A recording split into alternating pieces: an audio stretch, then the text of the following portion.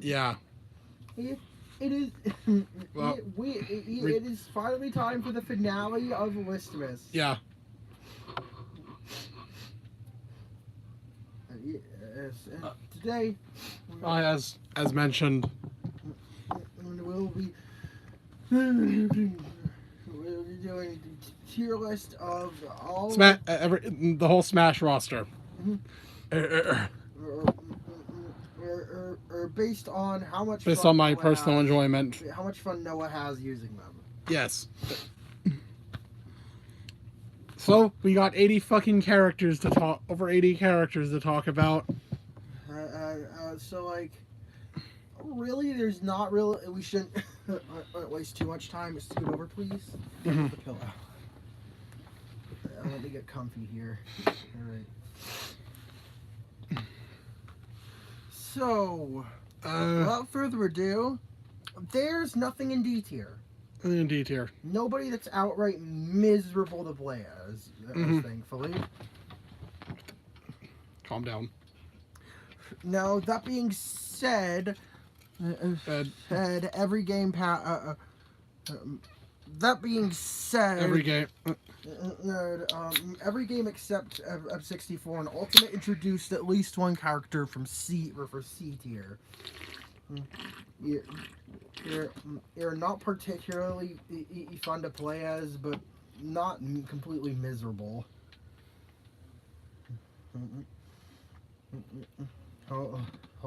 Mainly just not super well suited to know his playstyle. We're just gonna go in each tier. Oh, right. I thought we were structuring this. Yeah, we're structuring this We differently. were structuring this differently. I forgot. Yeah. Open the website. I thank you for reminding me of my own idea that I forgot. Yeah, we're structuring this a bit differently, from our other lists.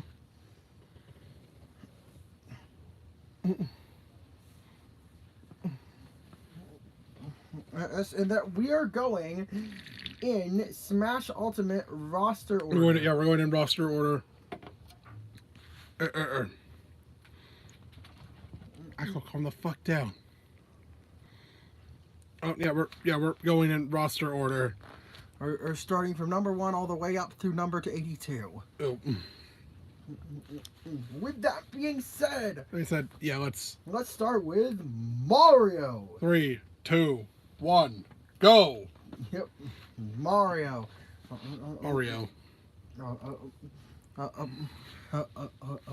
Placed in B tier. Well, I mean, not much to complain about here. Mario's meant to be a simple character. He's a solid, simple introductory character.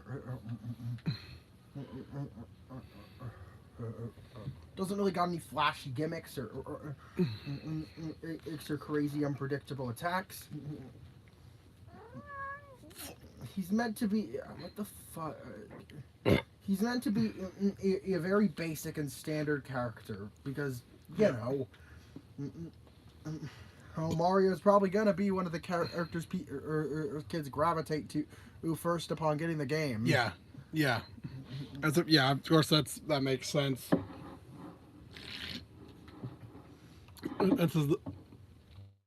That makes sense. Which makes sense. Nothing really much to say about him. His kit's pretty simple.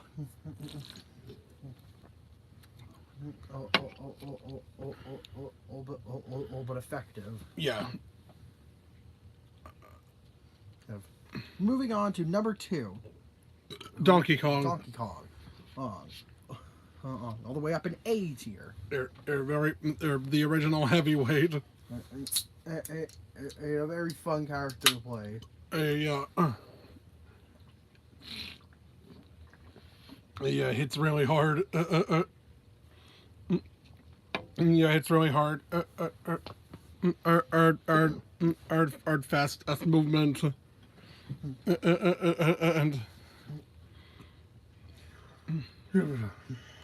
And it's just really satisfying to play. The giant punch is one of the most satisfying moves to connect with in the game. And so it's no surprise that As- I play as Donkey Kong. Well, this move was really fun to pull out. yeah. So Yeah. number 3. Number 3, Link. Think. Oh right. Alright, another character in B tier.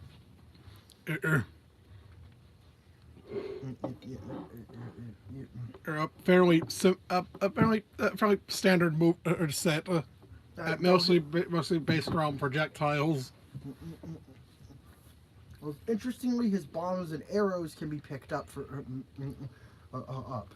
Up, up, and yeah, having remote ball, you can detonate bombs when you want. So Link's so standard Link's bombs. Arms are really his most defining attribute, separating him from the other Links.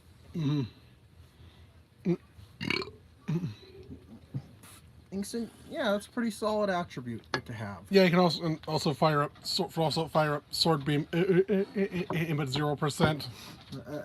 And which is a neat little reference to the Zelda series. And can actually keep actually has some use.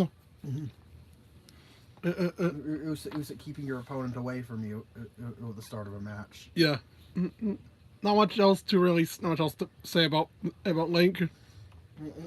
He's just a fun, solid character. Next up we got Samus, also in B tier. Samus is one of the standard projectile characters. Mm-hmm.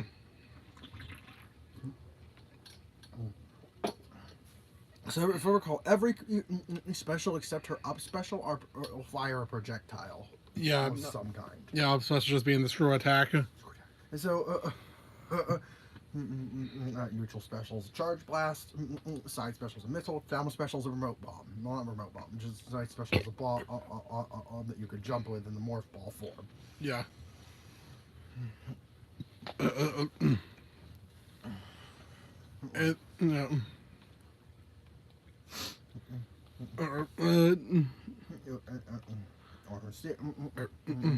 Or yeah.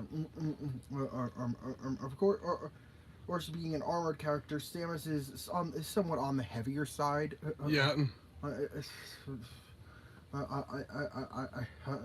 she is fairly maneuverable, all in spite of that. Yeah. Now, next up in A tier is character number 4, Alpha, or 4 Echo, Epsilon. 4 Epsilon. 4 Epsilon. 4 Epsilon.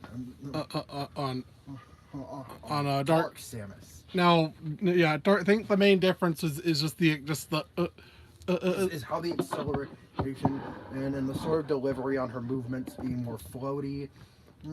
It's just a feel that Noah seems to prefer over regular Samus. Yeah. So while technically there's not a lot of practical difference between them, it's just the context and X of the character. Yeah. Really. Yeah, it is. Not much else. Not much else to say in that regard. Then we have Yoshi. Mm-hmm. Yoshi, who's number 5. Number 5, Yoshi. Who was also up in A tier. Yeah. And is actually one of Alex's mains. Yes, I am a Yoshi main. And he's my go-to character alongside King K. Rool. Mm-hmm. Yeah, Yoshi just has a really fun move set.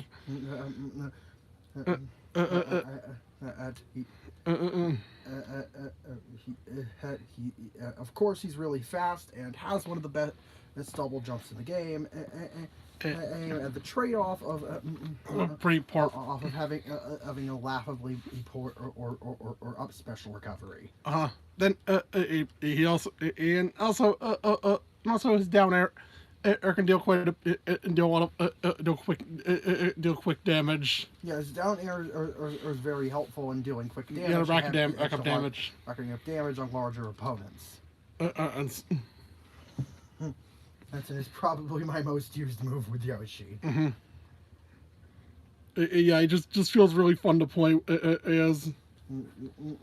Which, you know, he should. He's just a happy, fun guy. Then we have Number 6, Kirby. Kirby. Also meant to be a more simplistic character.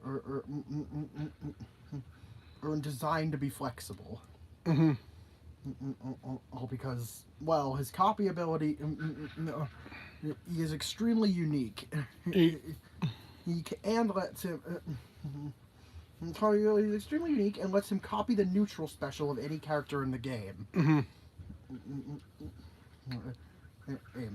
to replace his own with, which is the inhale that you use to copy.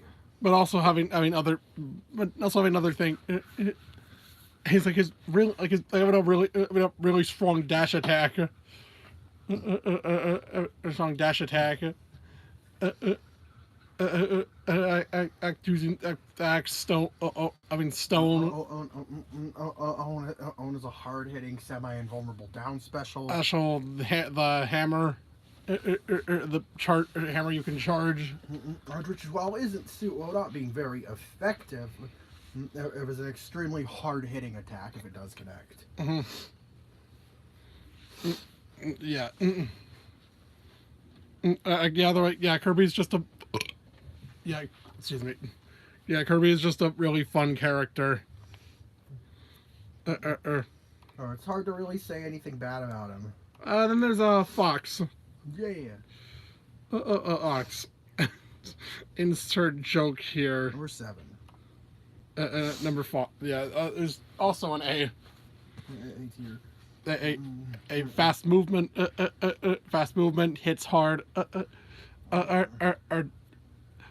It's actually pretty heavy. It's actually quite heavy. Yeah, deceptively heavy for how fast he moves.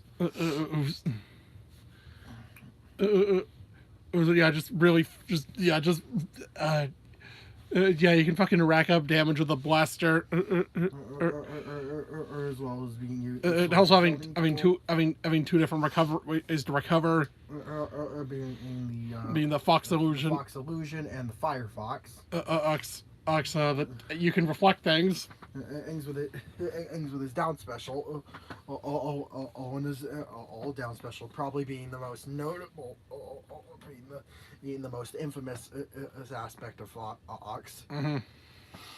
Ox. So, Ox, and he's just a really fun character with a well-rounded kit. Yeah. And every special was useful. Underutilized in their own way. Yeah. Then we have a Pikachu. And Pikachu as the first S tier. Yeah. You're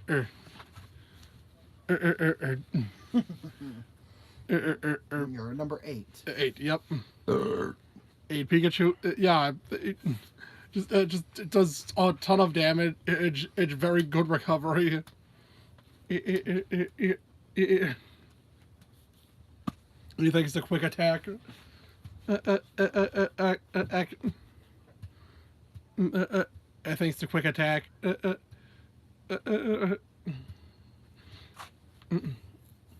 Somehow taking a ton of hits. Yeah. Somehow. Well, it's mainly Pikachu's amazing recovery that allows him to survive a stupid long amount of time. Yeah. Yeah. And like genuinely, Pikachu who can live way longer than you would expect. Yeah, it is. Yeah, it's quite surprising.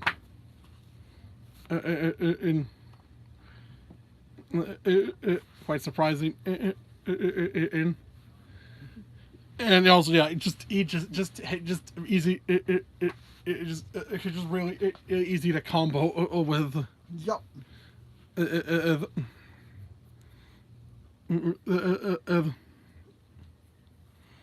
just a really fun character. Now we get into the unlockable characters. At number 9, Starting with number 9, Luigi.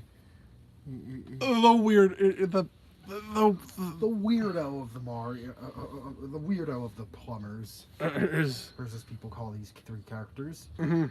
yeah the yeah. He is he functions similarly to Mario, but more gimmicky, basically. Let's see. Yeah, let's see. Is jump punches based is on the hitbox is determined based on the hitbox. Yeah, based on where his hitbox lies. Yeah, you can get because the hitbox has the he's got that the really strong attack when using it. But the location, but the positioning for it is very precise. There's the completely random green missile. That occasionally he explodes, doing more damage and sending you farther. But I believe it hurts Luigi as well. No, it doesn't. No, it doesn't. Okay. God, that's such a fucking weird move. Yeah, his fireball also don't bounce. Yeah, his fireballs are very going a straight shot.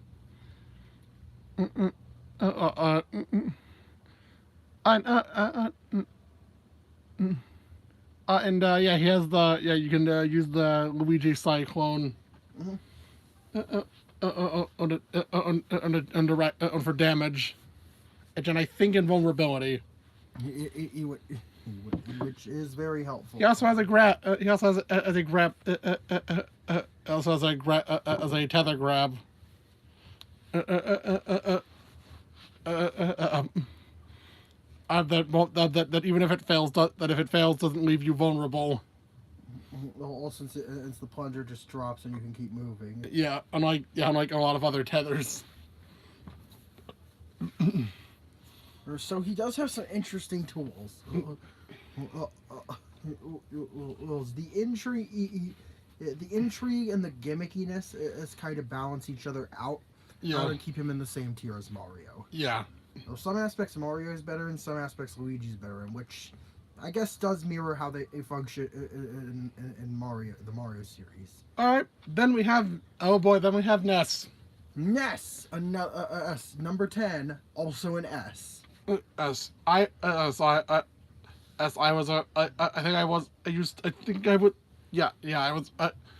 definitely a Ness man. Back in the Smash 4 days, Noah was basically a dedicated Ness man. And motherfucking PK Thunder.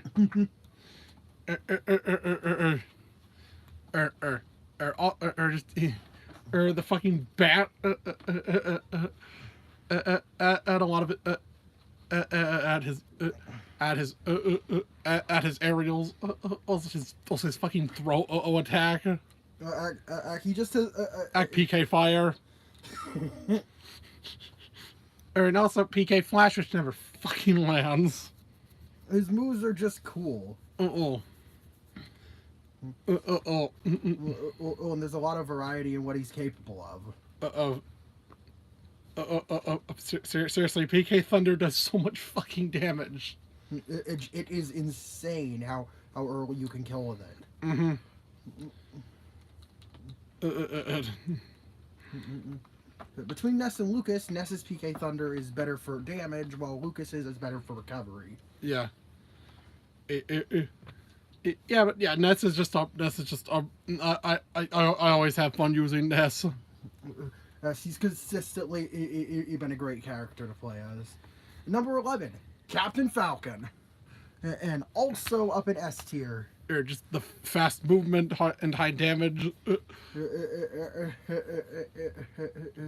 It's only balanced by a mediocre recovery. Yeah. He is. It just feels like an absolute power trip to play as Captain Falcon. and he's an easy character to pick up and play, but there's a lot of nuance to him, and that like that's people who get good with him get really good with him. Like the fucking knee of justice. So he has some, yeah, he is an easy, more punishable tools, but also a more consistent but harder to execute. Yeah, he does also. Yeah, he does. Yeah. So really, it is an incredible balance of easy to learn, hard to master. Yeah. Jigglypuff. Off number 12, the last Smash 64 or character. Jigglypuff. What do I say? What's Jigglypuff in? B. B tier. Well, I don't. She's pretty fun to play as. Yeah. As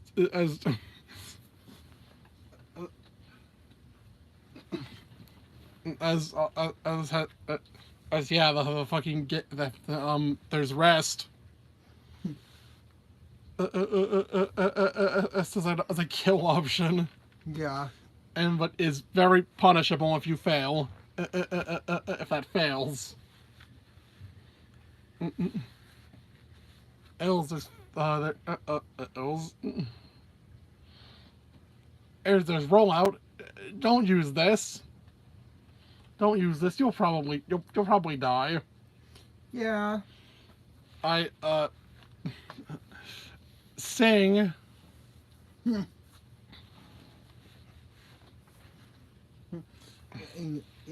Jigglypuff's just a really weird character. But there is something about amazing about the satisfaction of landing a rest. Which is what a Jigglypuff generally tries to go for. Mm-hmm. Or that's its defining kill move. Yeah. It can kill stupid early, but the setup to pull it off is extremely precise. No. So yeah, so that's all of the 64 roster. Now on to Peach and Daisy, since they play the exact same. Number 13 and 13 Epsilon.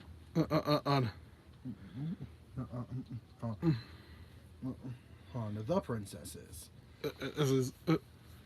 Is also landed B tier. They have some cool attacks to them. And the most spammable being the side special. The Blossom attack. The Blossom attack. And I think the main difficulty with these characters is that they lack in kill power. Yeah, they don't really have a lot of kill power. Though I did end up being a level 9. I did end up being a fucking level 9 with. I'm with them somehow. Yeah. Oh.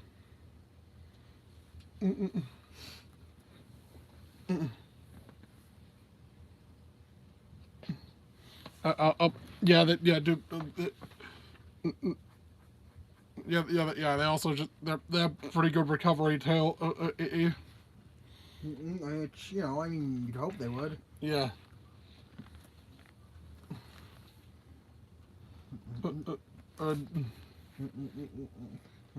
Peach's Parasol makes her her safest platforming option of the and of the main Mario main playable characters in a lot of Mario games. So. She can also hover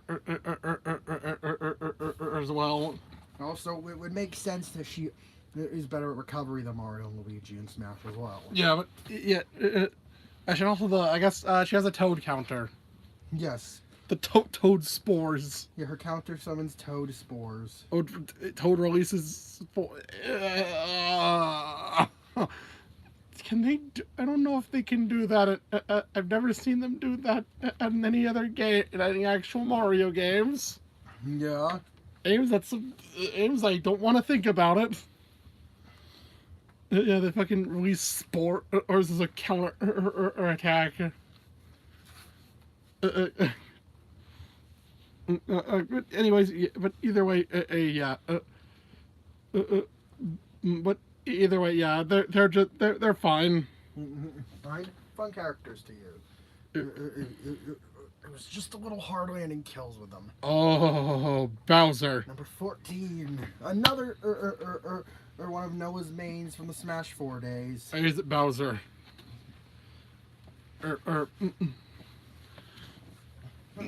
I just King of the Koopas. yeah. I really like what the newer games did to Bowser.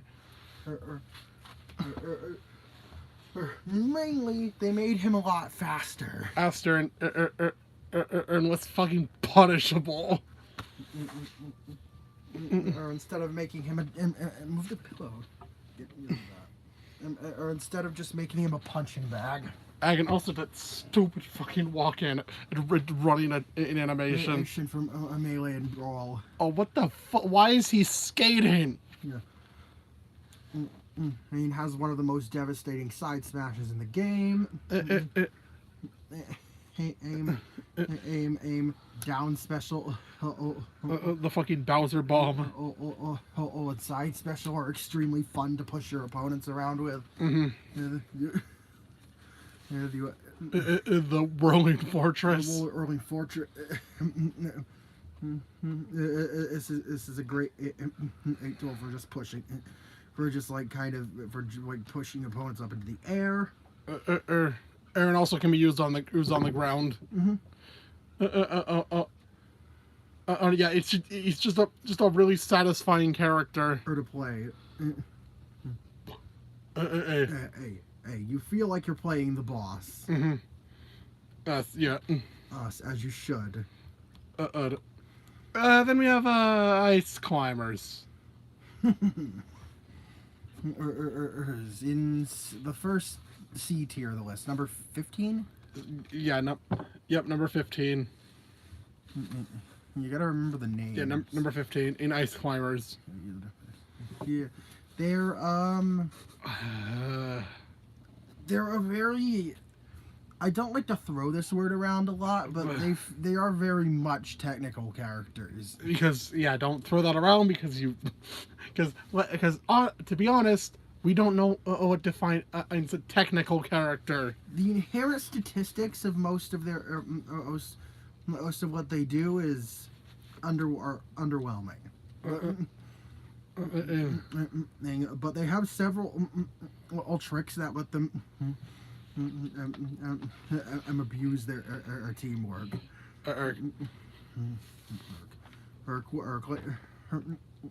Mainly their combo game. It was extremely strong. Yeah, you need their ability to chain moves together. God, at least we're out of the chain grab days with them. Yeah. Or the wobbling.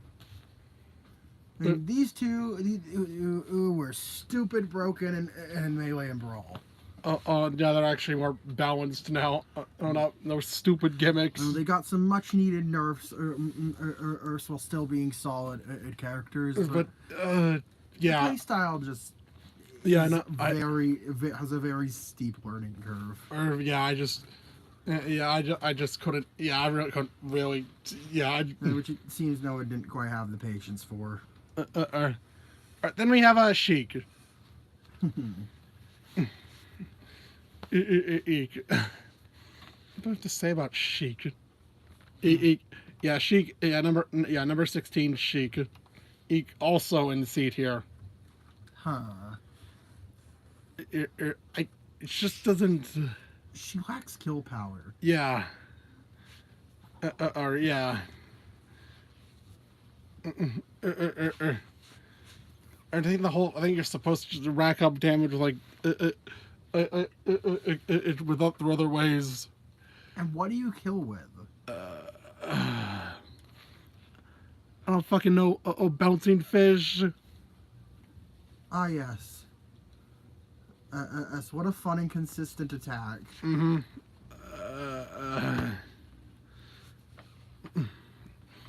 Man, I'm really not sure why they didn't just. I'm not really sure why these two weren't just recombined. I mean, Sheik suffers immensely being separated from Zelda. Being unable to kill a lot of things now. Because the whole the point of the character was to start as Sheik and then finish off as Zelda. with the who has actual kill power. Yeah. Yeah.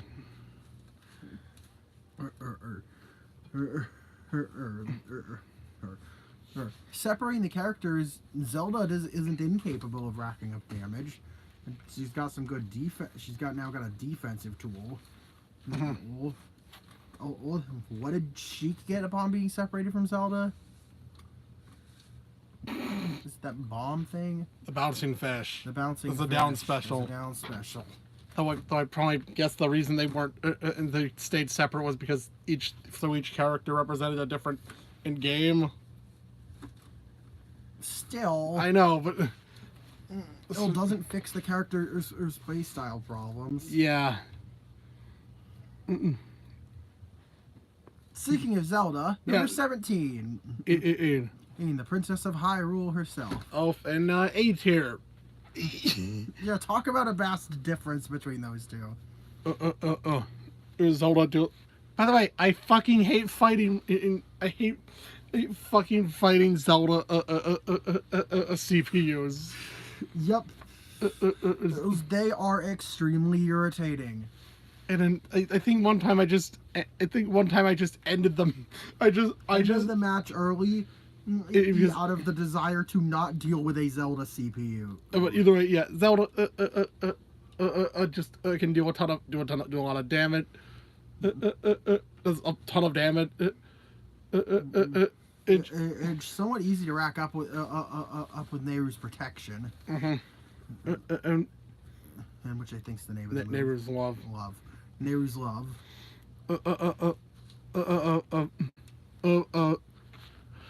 Really easy, really ego recovery with Ferrar's wind. Ferrar's wind, and in Din's fire. Yeah. Or I think it's called. Yeah, Din's fire. Or is a move with tons of kill power if you land it. And also just the phantom attack.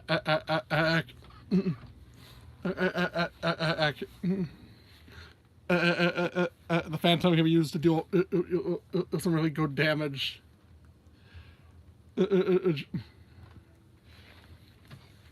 Just a lot of her attacks X can kill easily.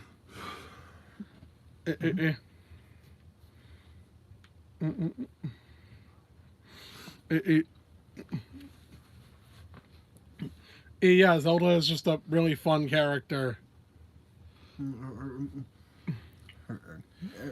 So, the next character, number 18, is Dr. Mario. Oh, who's an A tier. We're a step above of the brothers. It's Mario's old moveset. That he had at a melee. That 64 in melee. 64 in melee. Well, I say melee because he has the extra stuff added in melee. Yeah, Mario. It's melee Mario. There's melee Mario's. With the Doctor Tornado. With the Doctor Tornado. Was a way to deal a ton of damage and basically the only good recovery option. Because his Doctor Upper. Doctor, no, still just super jump. No, super jump punches. We're doing a video. I don't care. You need to listen. I don't want that shit frozen to its glass. Okay. Yeah. Dr. Mar. It was just he's a heavier Mario or slower Mario. Oh, but it hits harder or to compensate. And also, if I'm correct, his forward smash has a different sweet spot compared to Mario's. I was right with Mario. It's around on the scent around the fire. For the doc, it's from the palm.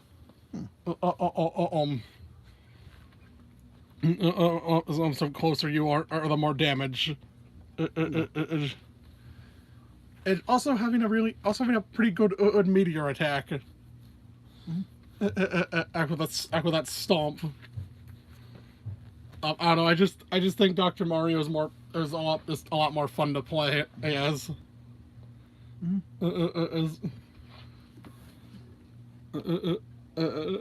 As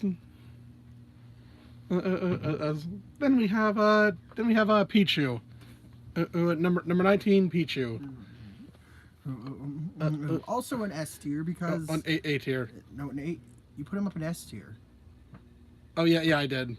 Yeah.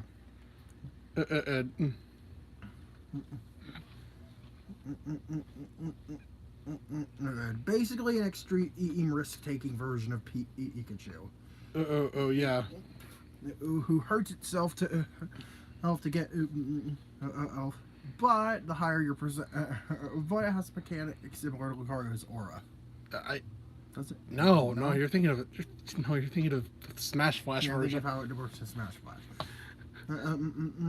But as a result, its moves do a lot more damage than Pikachu's.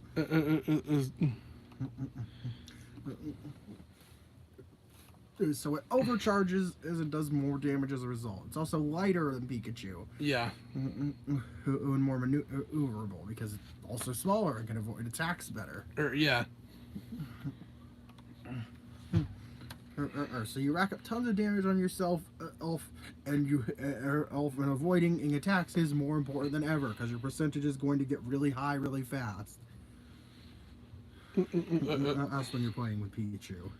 Oh yeah.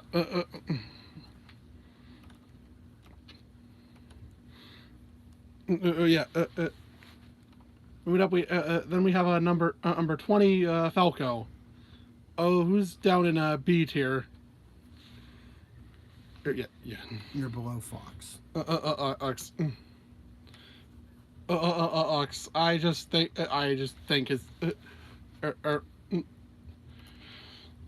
or not. I think not as fast. Not as fast. More focused on aerial mobility.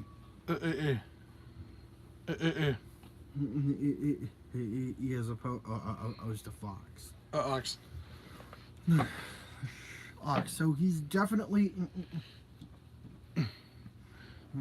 So he definitely has a different feel to him. And his blaster also now has a stun effect. It just stuns. And I think it just does a bit of damage. Yeah. And his reflector is now he throws his reflector. Yeah. I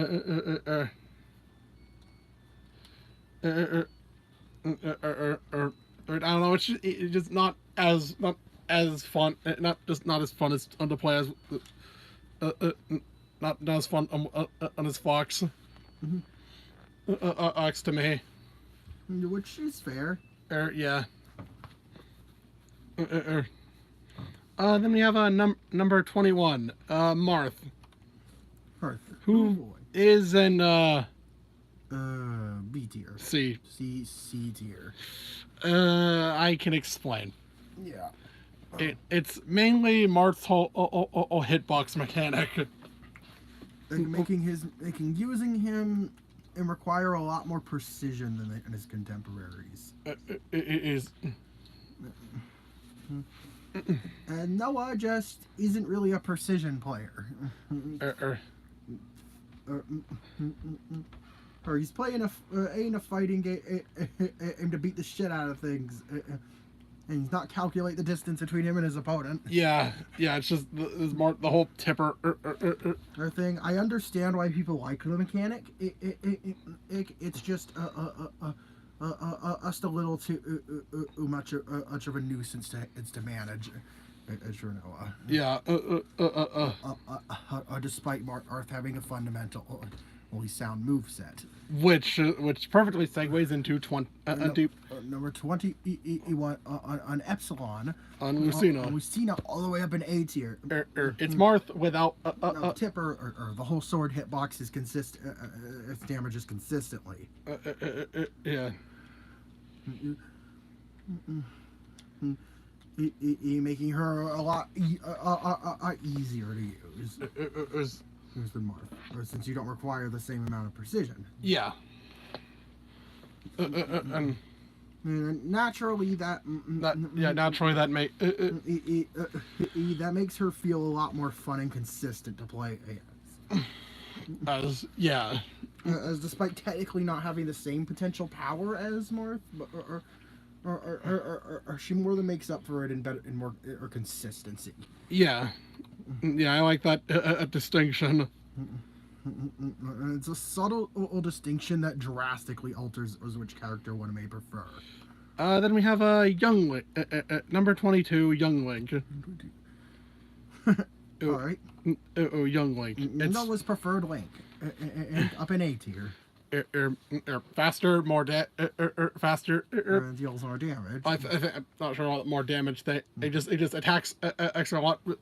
Yeah, just mainly just the extra movement and shit. Moves a lot, moves faster, or smaller and lighter. On a regular Link. Basically, and his arrows have a fire property, and his bombs are, I think, also a fire property. Yeah. His bombs and arrows have fire property, though he can't detonate the bombs remotely like well, I guess like Adult Link can. Yeah.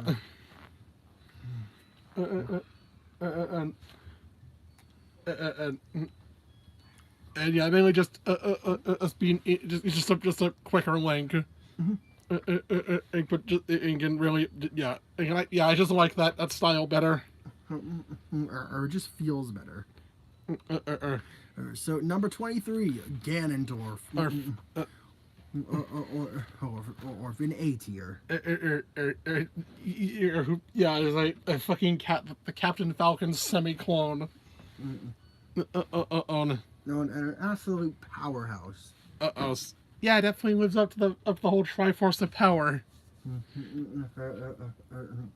The main catch with him is that he's one of the slowest characters. Pretty slow and doesn't have a really great recovery. One of the slowest characters in the game, and his recovery is worse than Captain Falcon's, which was already kind of mediocre.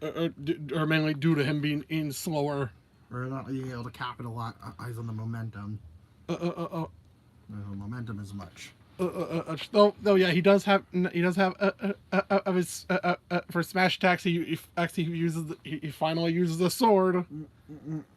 Like people have been asking for ages now. Oh and it's a really effective. It covers. It's very good. It has very good range. Insanely high power and long range. And also the reverse warlock punch. Also the warlock punch.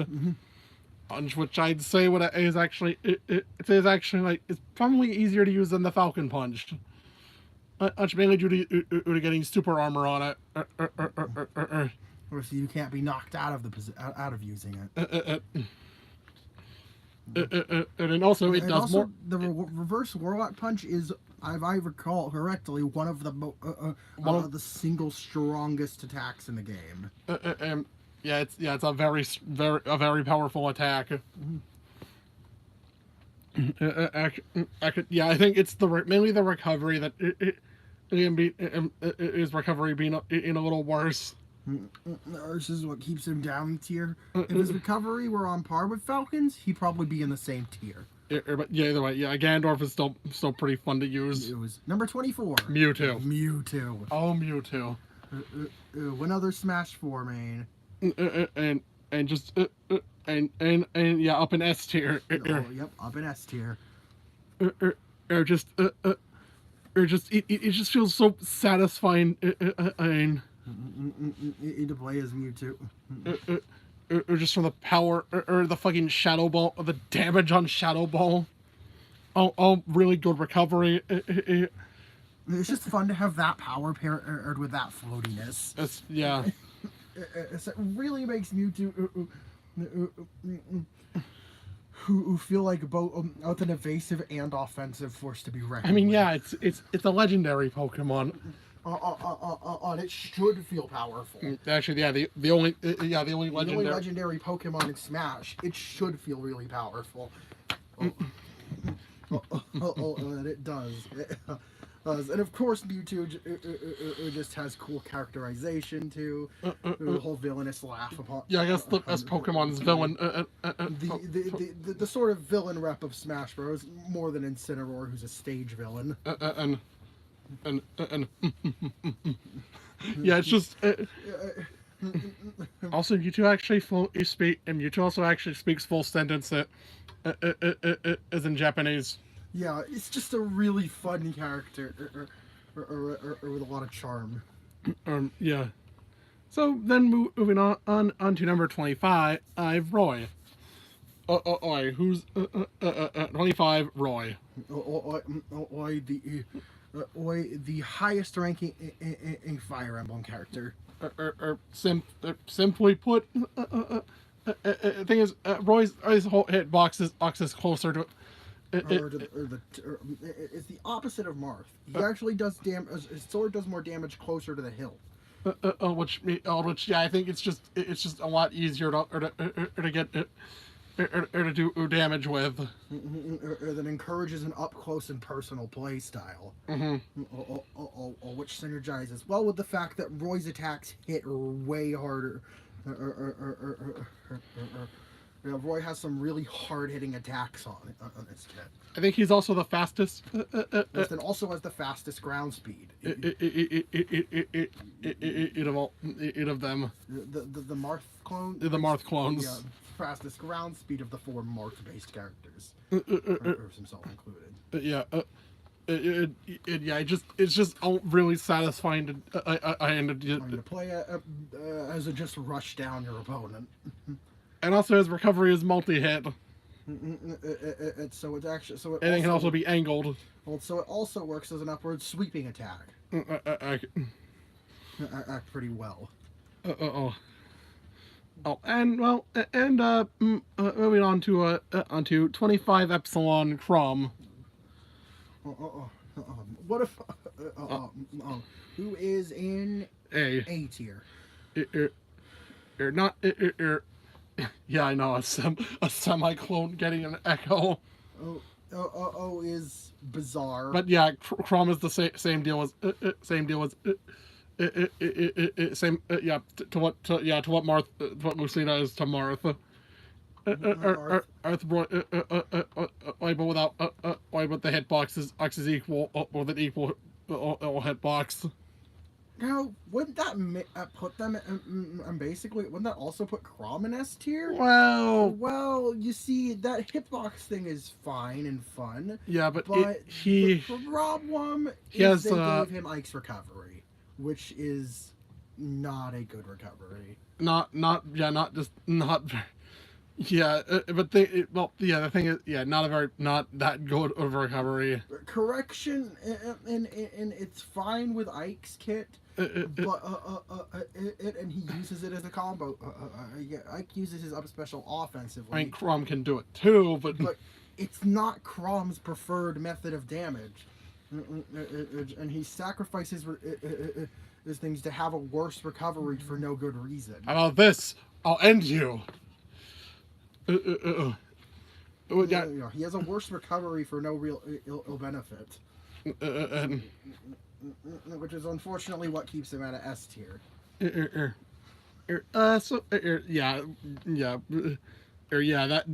shows just how much one move can make a difference. Yeah. And then we have last in the melee roster, that's the melee's roster. Mr. Game & Watch, number 26. He's in I'd say he's a B tier. You're pretty fun. And I like all of just a really charming character. His entire moveset's referential to the Game & Watch series as a whole.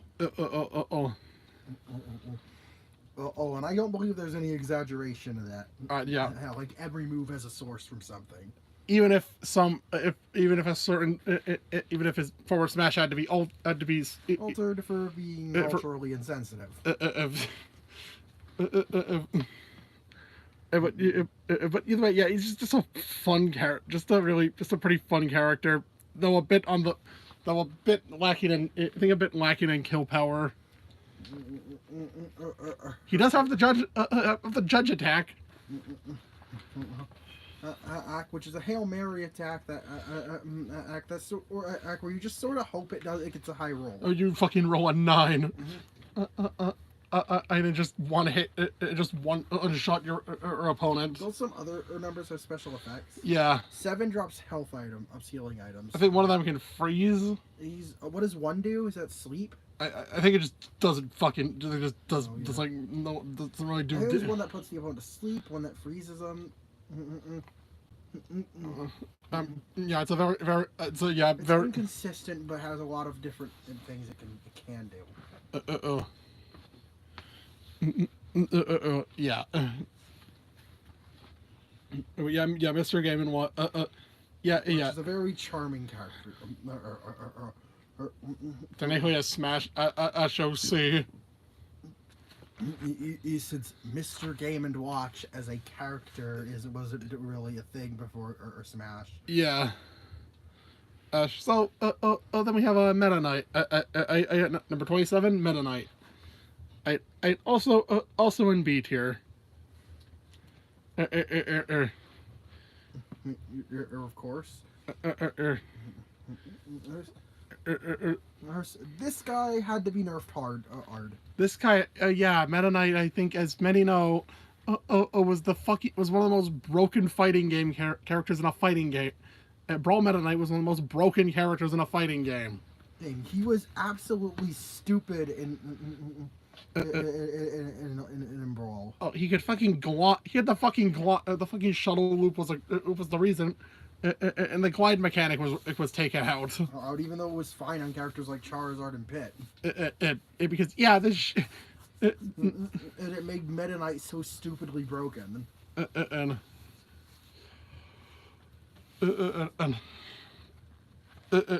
way, yeah. Now, but now Meta Knight. It is ironically has is insanely good at recovering, mainly because every special sends him into free fall. Though he does have he has plenty of options to recover. Or you can only use one of those. Yeah, you use which means if you whiff it, you're kind of screwed. You're pretty fucked if you fail a recovery. Yeah. Yeah, but you do have plenty of ways to do is tail. Meta Knight also is also really good at racking up damage. So the problem comes in not having, in not being the best at finishing off opponents. Oh, the drill actually, the drill will definitely help. It definitely helps with definitely a really good reliable attack. But it does, of course, send you into free fall. So it also throws you in a different direction when you use it. You can also try his forward smash or something. Yeah. If it was a little more reliable to get kills with him, he might be in a higher tier.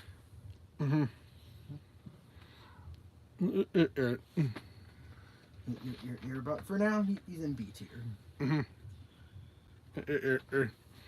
You're next, number 28. Pit. Pit. And by extension, and number 28, Epsilon Dark Pit. These two being in B tier. They're mostly the same character. Ours with a few minor differences between them. And there were a lot of small differences. It's like this, like the maneuverability and strength of their arrows, of their side specials. Also different.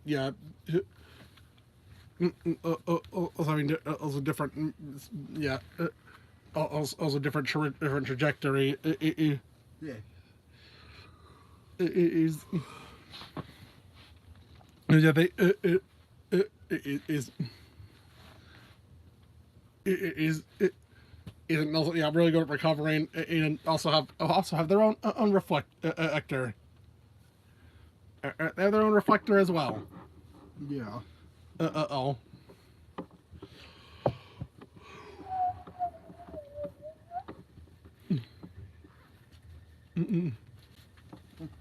Uh-oh. And I think it's mainly just the not as strong as they should be. Even yeah, at least they can kill. Oh no. Oh. So number 29. I know zero. Mine is Zero Suit Samus. S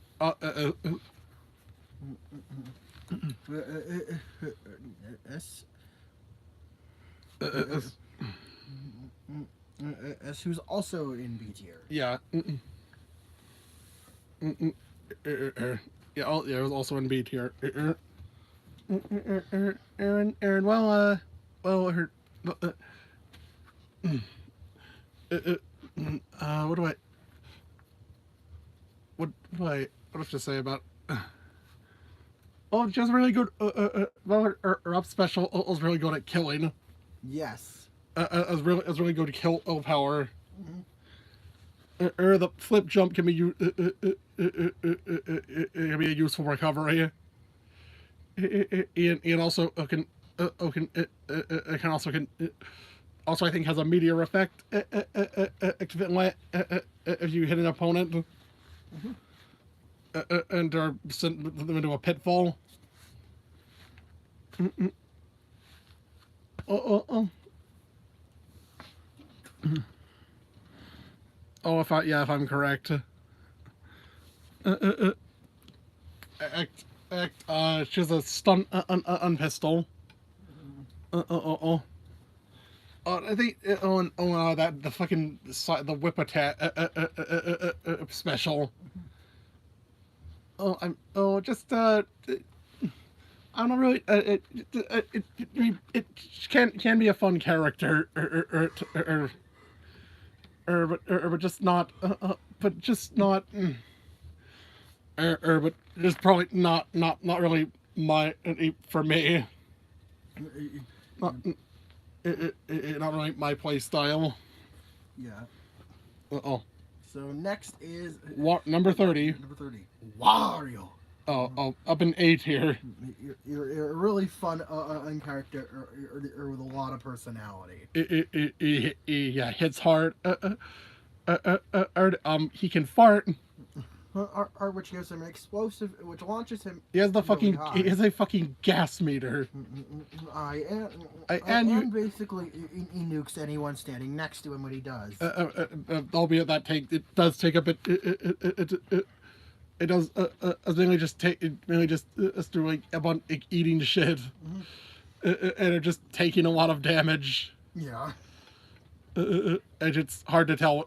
It's hard to tell when you're full. Yeah, I do wish there was a more or apparent way to tell when it was charged. Like something on the hood. I wish she had like a garlic shape that colored in more and more, or as he charged it up. Because yeah, it's very hard to tell when you're. A garlic like starts as a black silhouette and fills up with white. I to reveal the full garlic because he charges the beat. By the way, yeah, he's got the fucking bike attack, where he rams the opponent. And I think in trap and put them in pitfall. So that's funny. Speaking of funny, his neutral special has him unhinge his jaw and an attempt to eat the opponent, which can heal him. Unless he chews on them. Yep. Which which has healing property, which is a healing move. And he also has this fucking in upwards attack. Most importantly, his shoulder dash. Yup. Ash's dash attack. Wario is just a really fun character. Yeah. And hey, he has two different appearances to choose from. Either his Wario or a classic look. Yep.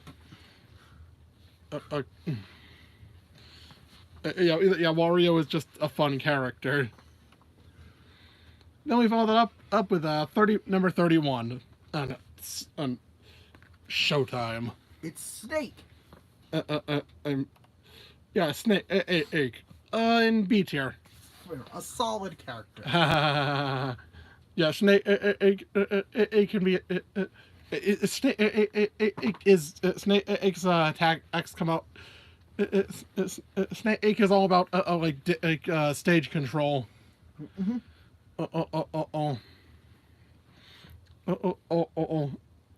And also having a really good recovery. That you can just cancel, or that you can just cancel when you if you need to, and not get and aren't forced into free fall. He hits pretty hard. Though his forward smash does have a lot of startup lag. His attacks are designed to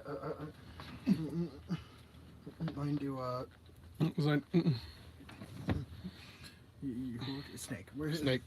His attacks are they're designed to set bombs and mines on the stage. As the fucking grenade attack. You can throw in three different angles. No, that's usually even though every time I've used that. At the CPU grabs it and throws it back at him. He has the. I'm pretty sure. Yeah, he has. He has the missile one as the launcher, the sniper missile. Should we use controllable projectile? I think we use for edge guarding. It should be used for edge guarding. And his taunt being a bit of a meme move that can gimp recoveries. It's kind of similar to Luigi's down. It's a taunt that actually can actually do something. Though I would argue it's probably a little more useful than Luigi's down taunt. Oh, because you need to be at a certain just like that's specifically just for the ledge. Either Snake's a solid character. Yep. Or just a little bit tricky to learn. Yeah, just has a pretty high learning curve. Really high learning curve. Next up, we have Ike. Ike at number 30. 32. Ickled. Yeah, Ike. It does lots of damage. Not lots of damage. Edge great recovery. At least in the context of a heavyweight. Like himself. Mainly great Aether is useful. Just Aether. Aether's useful offensively. It also, I think, has a meteor effect. Too. So it can be used to edge guard.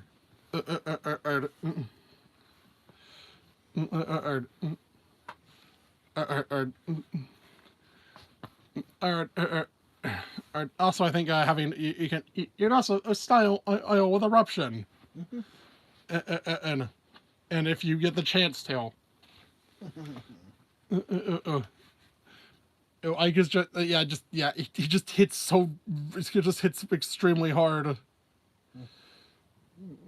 And that's his. No else to say about that. Next, we get to Okay. Pokemon training. All right, this one's a bit weird. Let's start by ranking the characters, ranking the Pokemon individually. Here's the characters, starting with Squirtle. Oh, in C tier. Squirtle is not very fun to use on its own. Oh yeah. Oh, it really lacks kill power. It makes things very apparent that you're not supposed to be using the in Squirtle solo. Yeah, not a lot of kill power and easy to launch. Since it's a lightweight. Then we have Ivysaur. Then we have Ivysaur.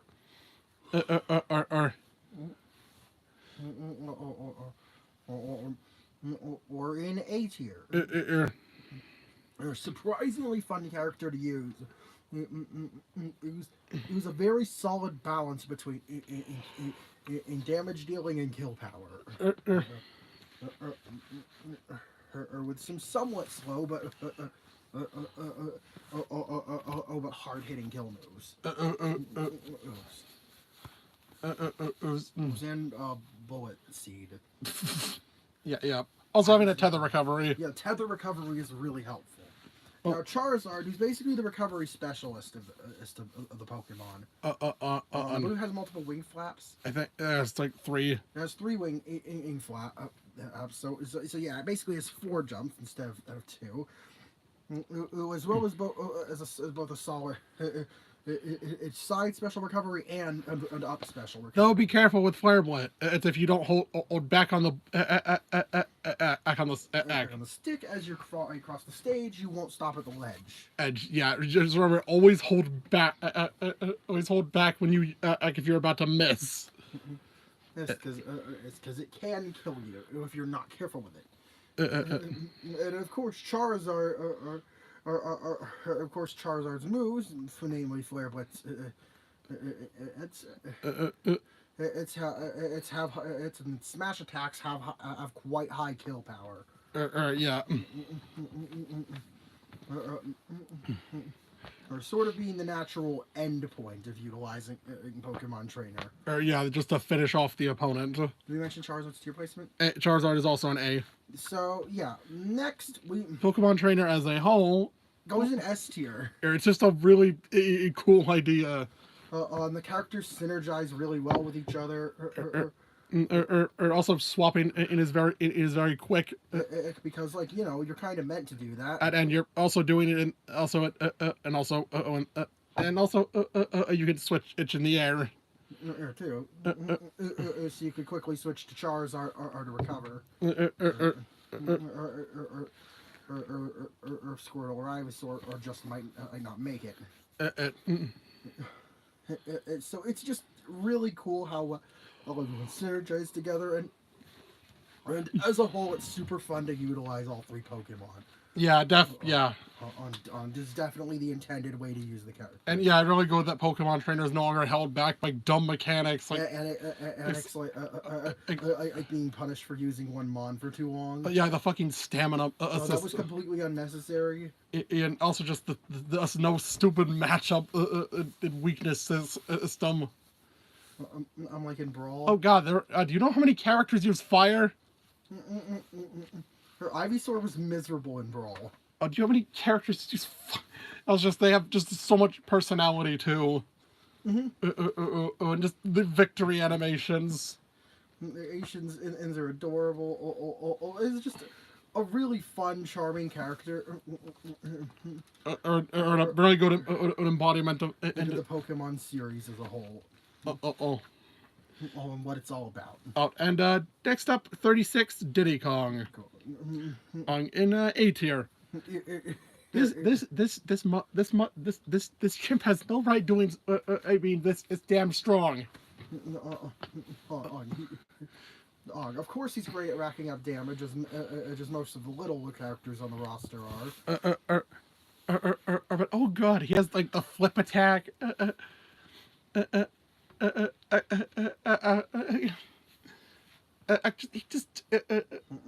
Which can transition into a kick, if I recall. If you press the button again. Transitions into a kick instead of a grapple if you press the button again. And the fucking rocket barrel, the rocket barrel pack. Is a really good recovery. If it's uninterrupted. I mean, I guess the pop gun. I guess the peanut pop gun is a somewhat a neat zoning tool. It's like a lot of his attack, like his smash attacks are also really strong. Like surprisingly strong. God, I know Diddy Kong was a fucking menace in Smash 4. Yeah. But yeah, Diddy is just a really fun character. To play as. Oh yeah, he also can set banana peels as stage traps. That's that characters moving along the ground have to watch out for. And he's just got a lot of unique characteristic that make him a joy to play as. Then we have oh boy, Lucas, number 30, number 37. Number 37, and alongside Ness, us in this tier. Lucas. Yeah, S tier. Also as having the fucking PK free is. Fucking PK freeze, which is really reliable kill attack. If your opponent's off the stage, yeah, very helpful off stage attack. Yeah.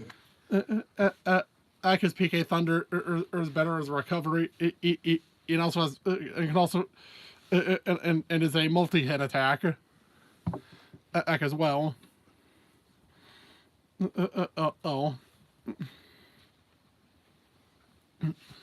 it's PK Thunder's a multi-hit attack now.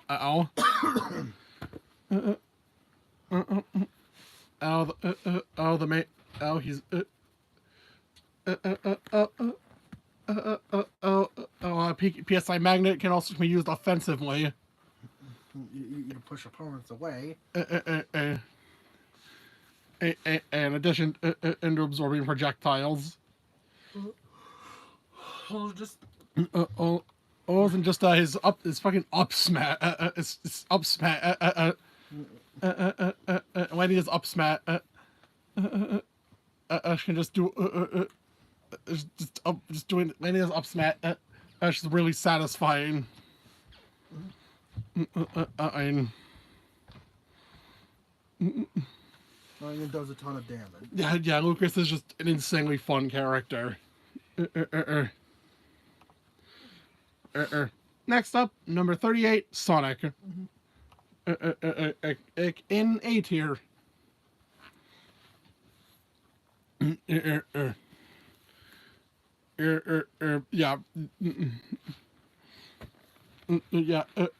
Yeah. Like I think the fastest character on the roster. Of course.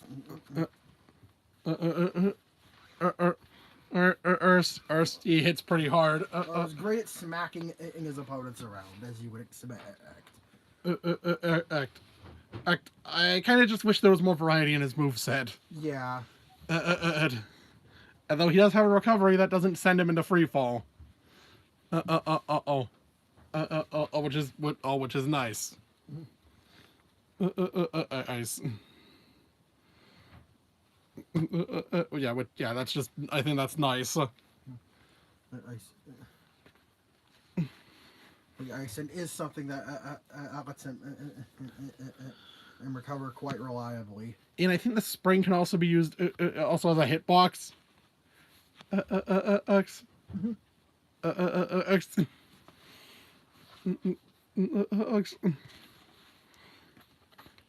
Mainly I just wish there was a bit more variety to the Sonic's moveset. And by the way, yeah, still a fun character. But yeah, it could be better. So, number 39, King DDD. Oh boy, King DDD. He is a weird character. He's a heavyweight. Yep, he's a heavyweight. I think one of the heaviest, a very heavy character.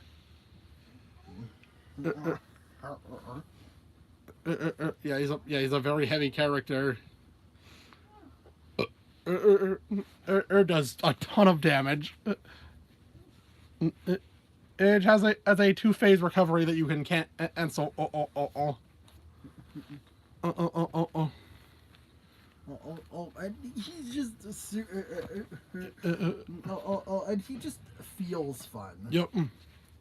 And also I don't know. I guess the Gordo attack, even if it's easily exploitable, you can just be hit back.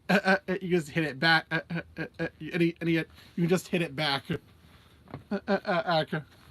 can also inhale. It won't spit you out. Yep. Like Kirby, though, he doesn't have a copy ability, of course. Yeah, DDD he's just a really fun character to play as. as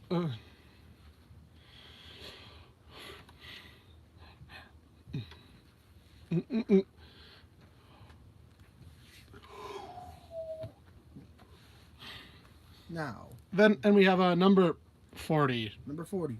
Olimar. Another C tier. Oh dear, Olimar. Oh, Olimar. Olimar. Do I have to say about Olimar? Or he's a very He's a very character. very character. What? No, what? No. Oh, just his whole thing. It's an accurate. It's an accurate depiction into the games, into a series. And that Olimar himself is was basically defenseless without his Pikmin. And mainly about the whole micromanaging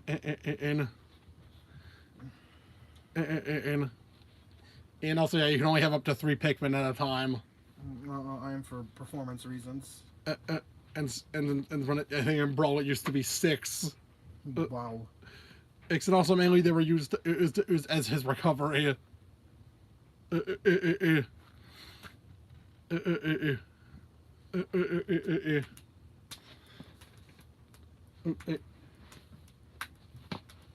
Olimar is, Olimar is just, I just can't. I using him, and it's not. I don't really have that much fun using him. Yeah.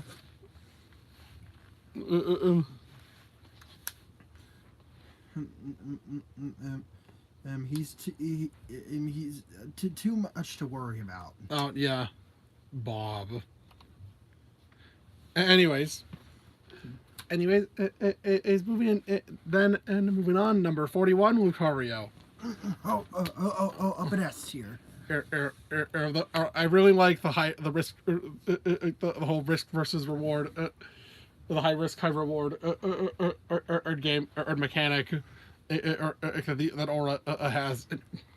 No. Or that Aura has. Yeah. Which the more damage you take, the more you take, the more you deal. You can do some insane damage at high percent. Mm-hmm. And so just that's the range of your attacks. X gets strong. X are better too. Oh.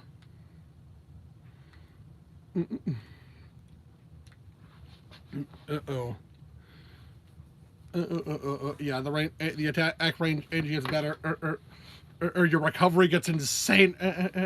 Extreme speed gets insane. Insanely supercharged. Our Aura Sphere it's fucking huge. And Force Pulse just does so much damage. Edge Encounter is a very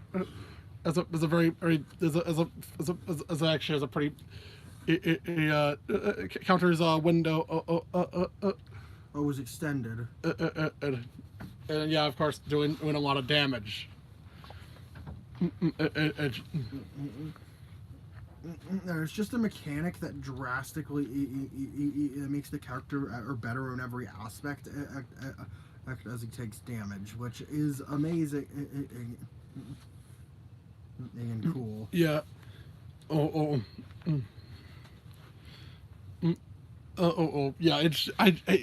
Lucario was just a really fun character. Yeah. Moving on, we have at number 42, we have Rob. Yeah. Who's okay? Who's in A tier? Just a really fun unset, just very fun kid. He's a silly guy. Yeah, the fucking gyro. The laser. Or a really good recovery.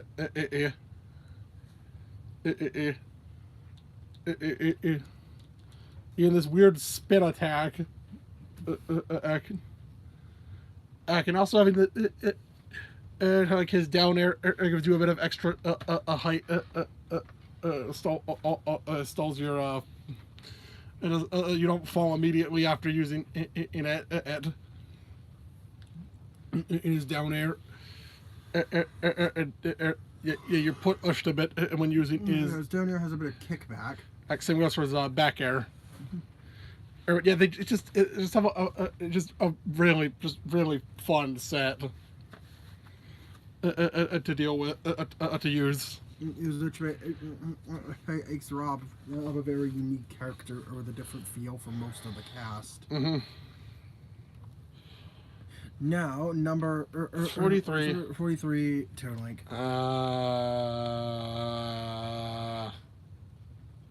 In C tier. Oh dear, I don't. Oh man, Toon Link does not have a 2-turn forward smash. Yeah. It does not have a Ash. Ash, unlike the other two Links. Angston just doesn't have the same kill power. Or either. Or just not as fun as just the worst. I'd say the worst Link. The worst of the Links. Angston.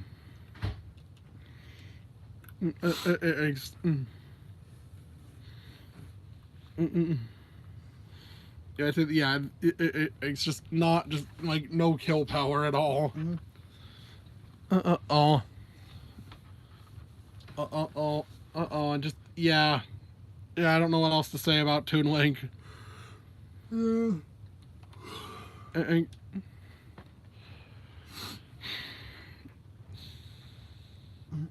Other than just not. Not very fun to use. Then we have Wolf, number 44, Wolf in A tier. Yup. Very is I think it was a pseudo clone on a fox. Yeah, he's actually been changed a lot since. I mean, his moveset was already a little very different from Fox originally. The pseudo clone owned a fox. Says Falco is way more similar. Since Falco is way more similar. Wolf takes the base moveset at default. Oxen modifies it to his own and makes it his own.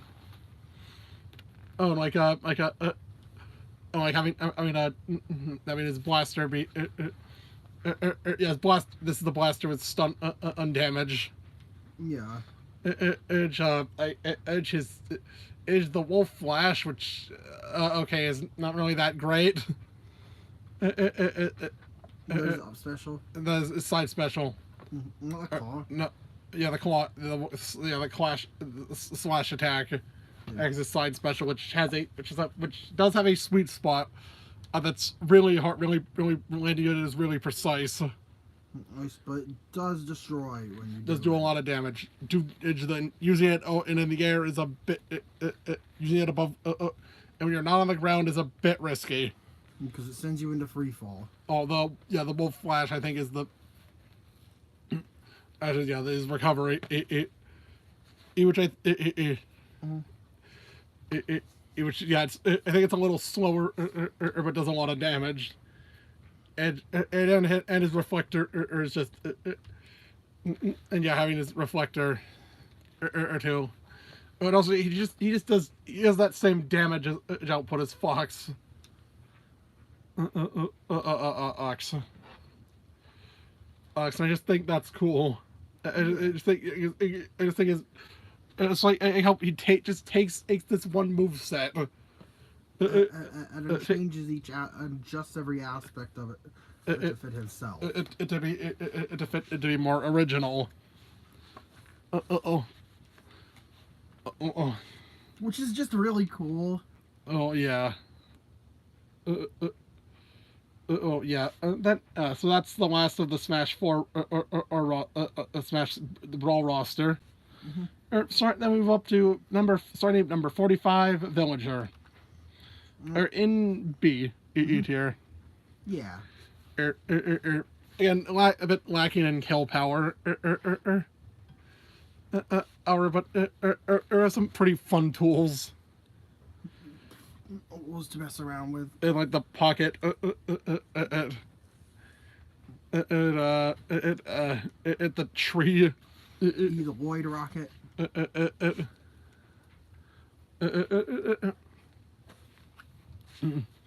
The balloon fight. The balloon trip. Yeah. If that one being a reference. Yeah. And, yeah, Villager is just Villager. Yeah, Villager just kind of lacks kill power, or a bit of kill power. Which is really his only major issue. It's also his bowling ball is the most effective move. Yeah. But it's also it's pretty short ranged. Yeah, his most effective move is short range. And though it can drop up from, though it can drop off of a ledge, edge an attack, possibly attack, back from there. But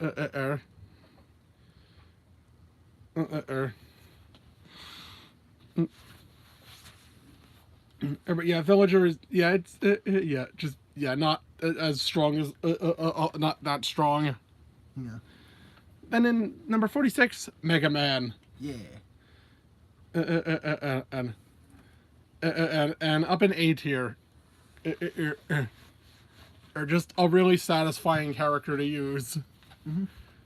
It was then I think the only character with a projectile, with a standard projectile. Yeah. It was a normal attack, and a smash attack, which I think in Mega Man's forward tilt it actually is just his neutral, just his neutral. Yeah.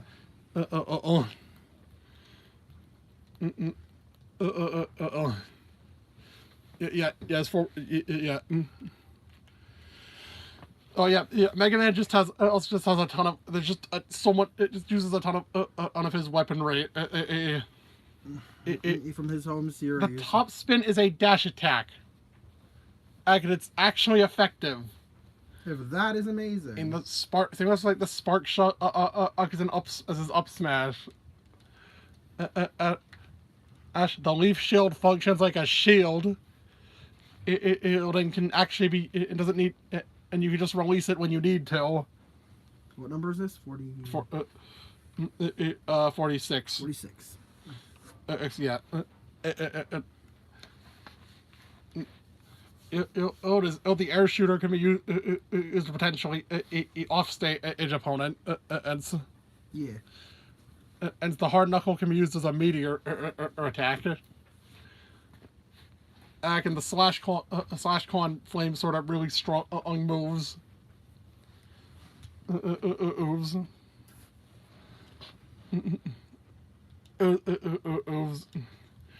Mega Man is just a really fun character. Yeah. I think also has a bit of also has a bit of a learning curve as well. Well, it is quite fun once you actually figure out how to properly use him. Next up, number 47, in Wii Fit Trainer, or in a B tier. I think it's also a thing about lacking kill power. Or the whole movement. It's their moveset. It is really unique. It can attack you with a bunch of yoga poses. Which is quite amusing. And is the fucking salute the sun attack. In addition to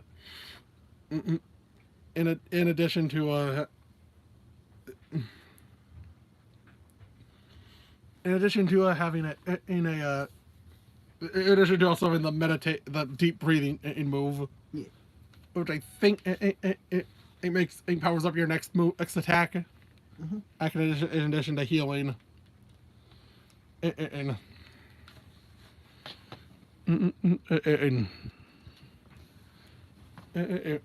yeah, not really great kill power. Which is what tier is this? B. Yeah. Or despite having an interesting and fun concept. Little Mac. Number 49, Little Mac.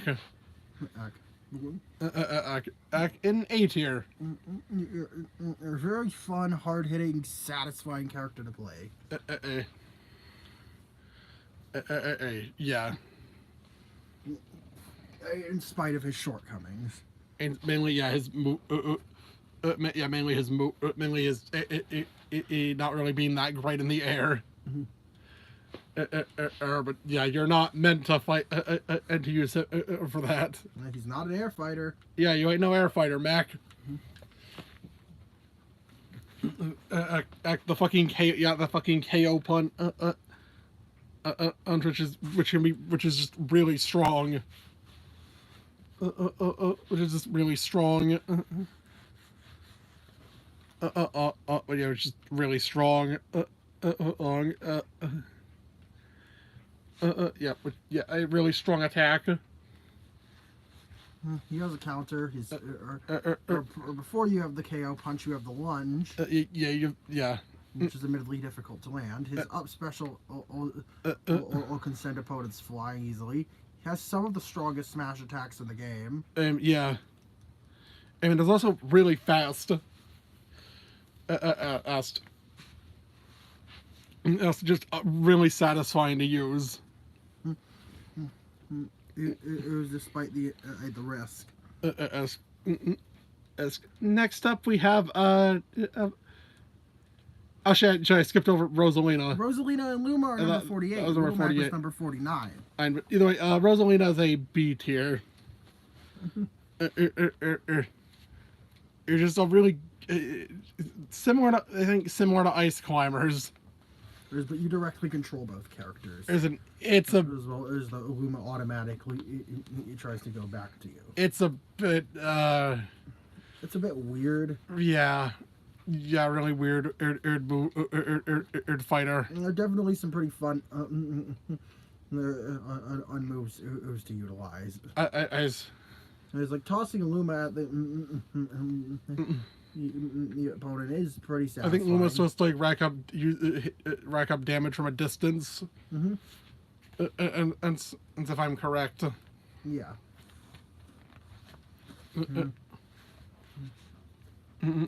It's just once again a character that's a little tough to learn.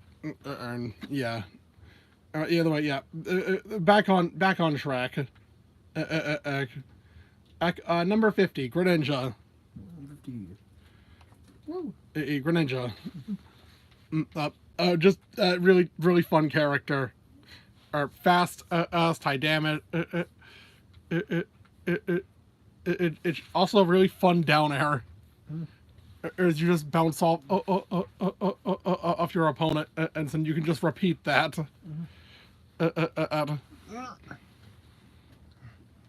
Yeah, definitely one of the better users is that kind of down air. Since it actually lets you bounce on opponents. And isn't an instant and death button. It isn't an instant SD button. If you're not careful. Well, as those down airs tend to be. Those kinds of down.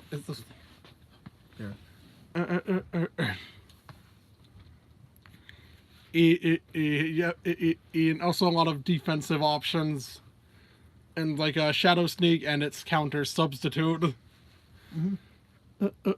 Also, I mean, basically a quick attack. From Pichu. From Pikachu, from the rats. Yeah, that's recovery. Yeah, just a really fun character. So, number 51. 51 through 53. The Mii Fighters. Er, Starting with Mii Brawler. Now, for reference,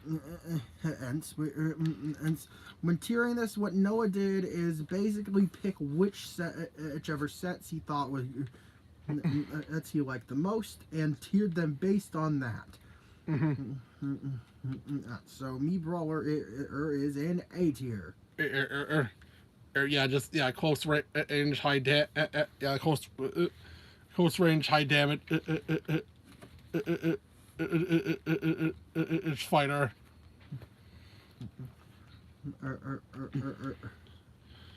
Which naturally is a very satisfying playstyle. I'll use and.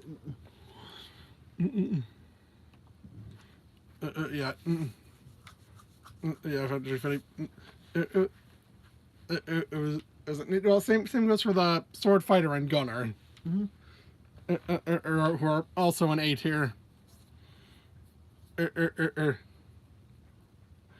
They just do a lot of damage and are pretty satisfying. The fact that you can customize the Mii's is probably that is definitely what contributes to their tier placement, because you can really pick whichever you can pick your own how you choose whatever fits your play style. There's just a lot of variability.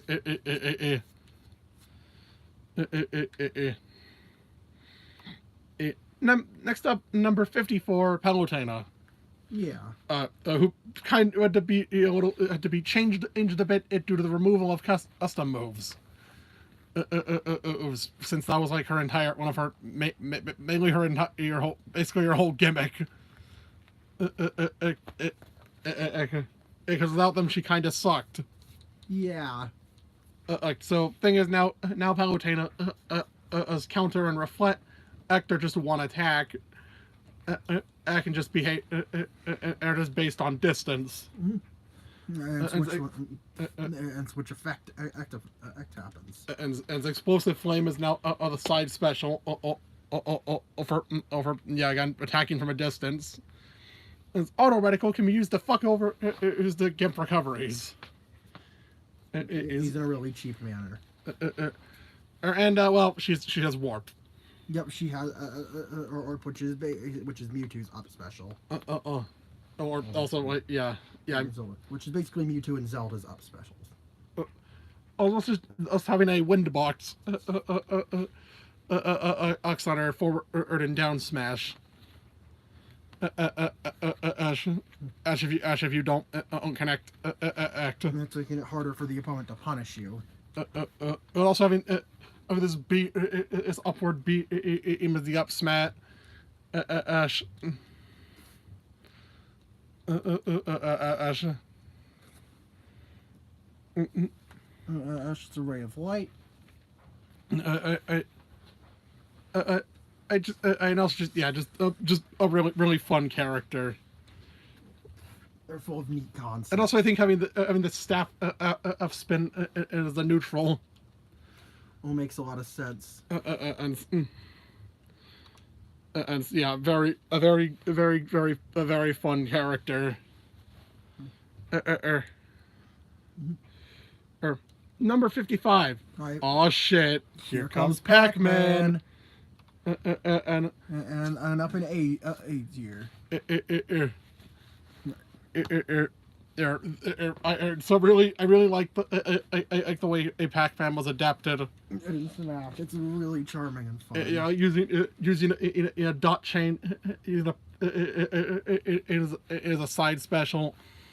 Oh, the trampoline in which will send you higher the more or you higher or the more or you use it.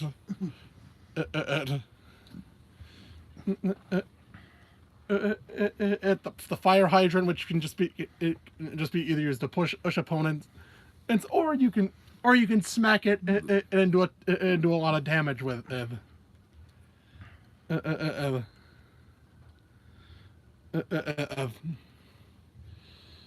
And yeah, just a really fun attack. Yeah, just a really fun. Yeah. It also can pull out a random. Pull out like a selection of either fruit or a ship.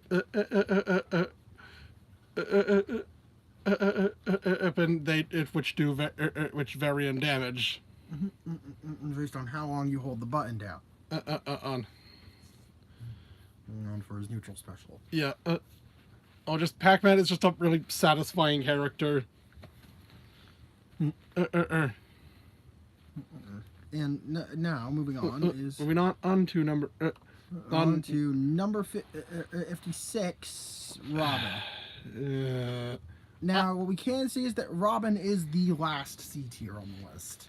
All I need to do is play one match with Robin. And just... The resource management mechanic is... awkward. I don't like it. The fact that really basic attacks, things like smash attacks, your primary weapon, Robin's primary weapon. Everything except for the weakest of their attacks are tied to this dumb meter. Specials. Of course it is, because of course it would. Because of course that means specials.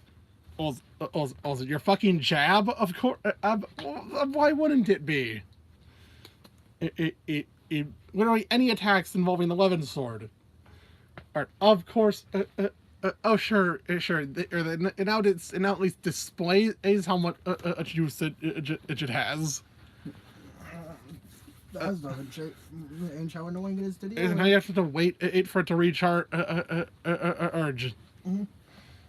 Urge afterwards. It's just dumb and annoying when it doesn't have to be. Now there's a character that does the whole meter thing. And infinitely better than Robin, but we will get to them in a little bit. Then we have Shulk. Okay, number 57. And who's in A tier? Yeah. He can use his. He can use with the whole Monado art system. Yeah. Which either can be used it can take more hits. It's be faster or jump higher or deal a ton of damage edge or deal a ton of damage with no launch power, but without having with no knockback, with reduced knockback, and well the one that has high knockback. I can also Vision is also a really broken counter. Like, oh my god. Or due to having a really large window. And it's a very strong attack too. I think the one thing keeping Shulk out of. Okay. And also, he just swap between them in the Monado arts anytime. One thing keeping it out of S tier is the backslash, which if you use it off stage, you are dead. You can't cancel it. It's an annoying move that can very easily kill you. There's not much you can do about it other than just be extremely careful about when using it. Yeah, it's just a very easy. You can very easily SD with it. Which makes it way harder to use than it should be. But yeah, that's the one thing keeping Shulk out of S. Then number 58, Bowser Jr. And the Koopalings. I think Alex was a junior main back in Smash 4.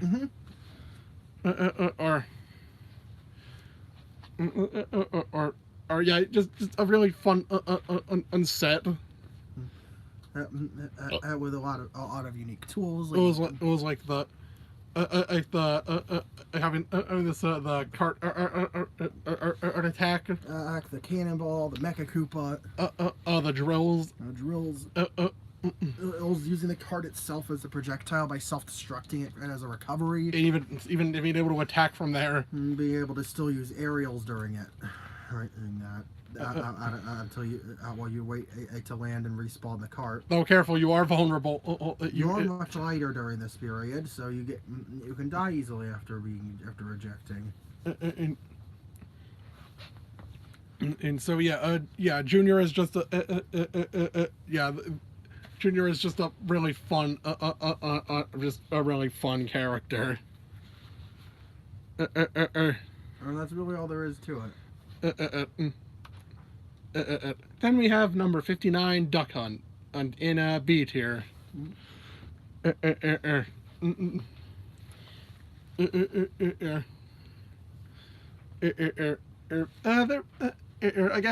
very, very, very fun move set, fun and unique move set. Just not very high, not very, very hard to kill with. It seems to be a problem a lot of characters in lower tier is run into. Although they're not unusable.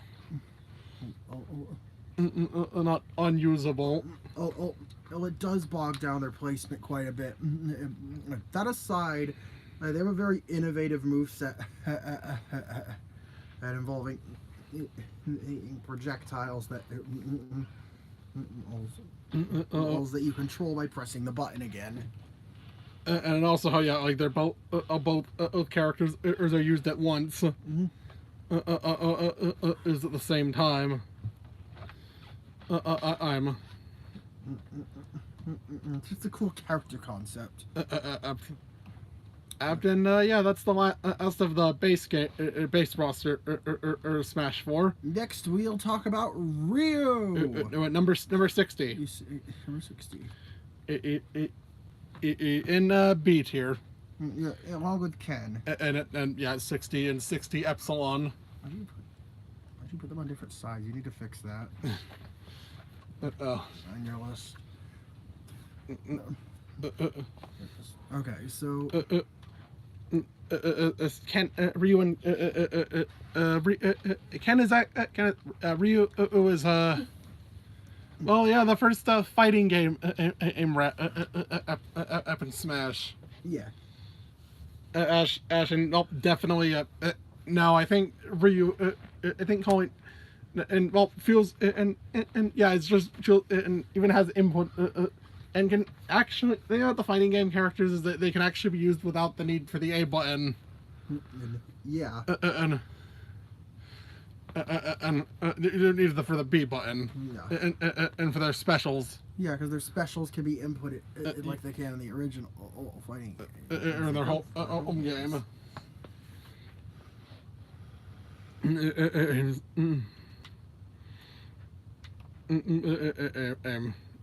Yeah.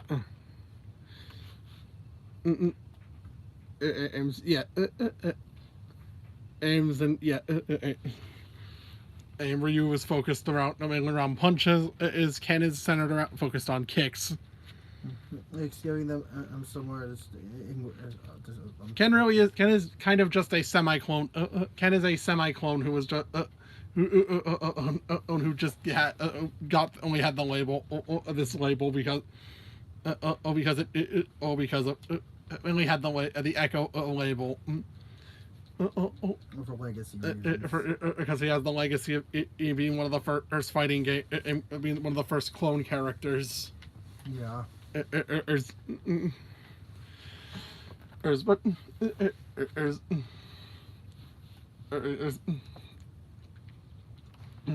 way, both are they do also have a bit of quite a learning curve too. Speaking of learning curves. Oh boy! Next up would be next up would be number 61. Cloud. Out.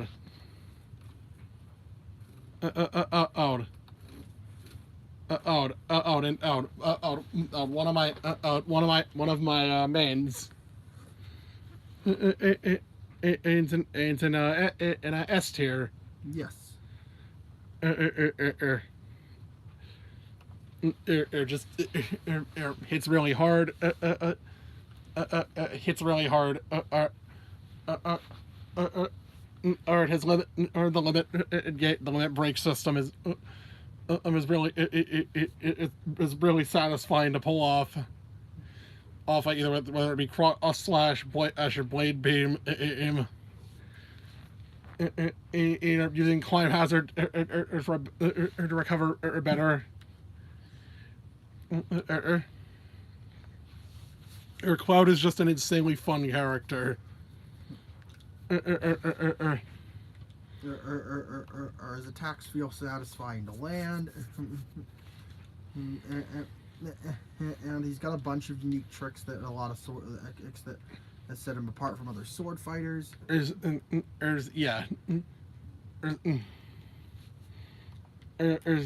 a really satisfying one. Really satisfying to use.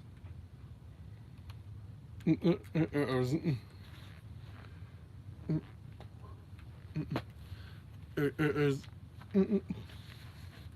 I'm just very good with using Cloud. Then we have a 62 Corin, and also an A tier. A very unique character. Very one of the more unique Fire Emblem characters. Yeah. One of the more unique Fire Emblem character. I was having I think maybe the dragon one, on the pin, and Dragon Ascent. Rayquaza. And then also I think having a Tipper with some of their attacks. Max, but not all of them, like more. Mainly their smash attack. X. Yeah. I just think they're neat. And as I said, speaking of technical, Bayonetta.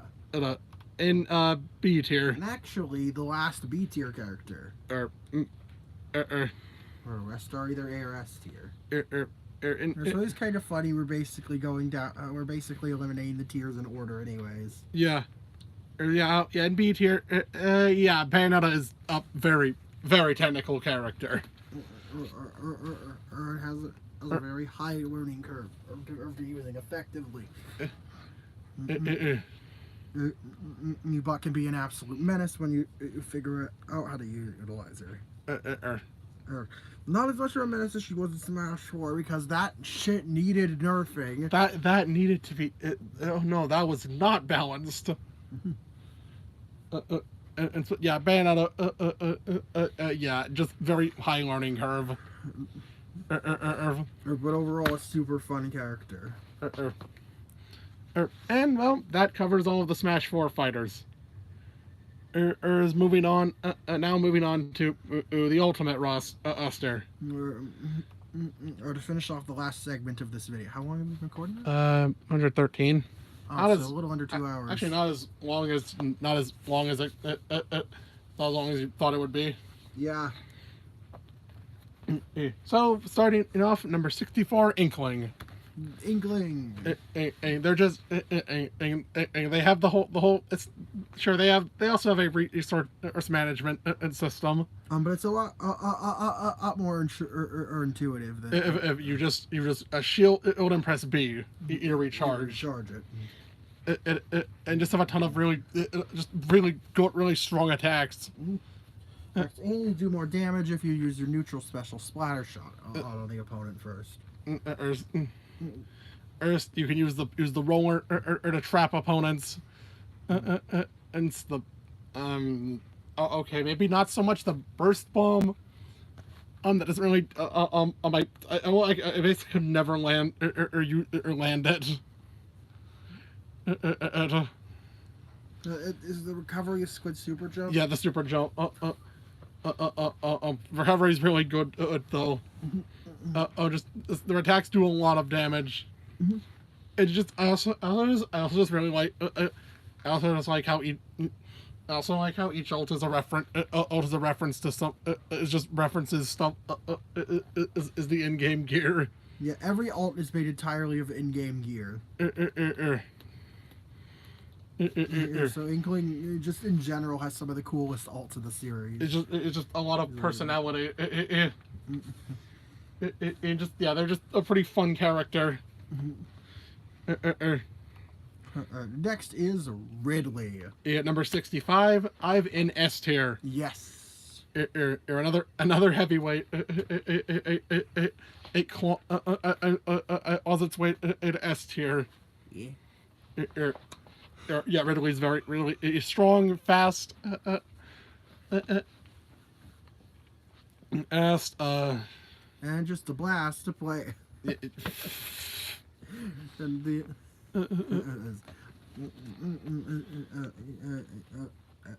his move yeah. And yes, the fucking space pirate run.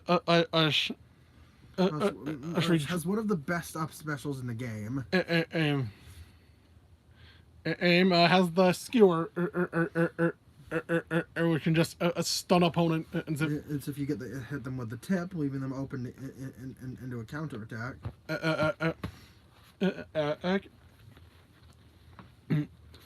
The fireball is fireball. Is fire breath. That can be used also be used in gimp recovery. It is though be warned if though be careful about close range and I think pretty sure you'll take damage as the fire will just be pushed back into you. You take damage. Yeah.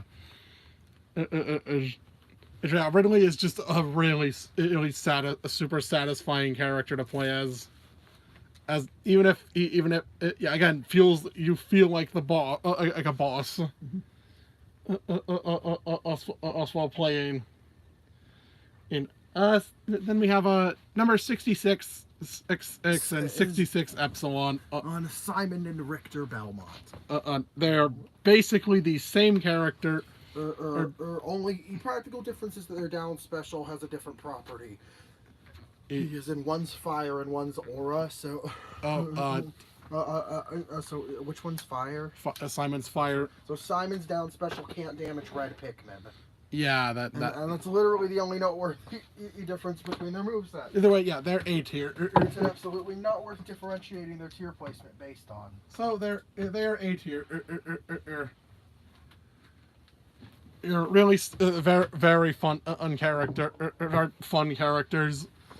Very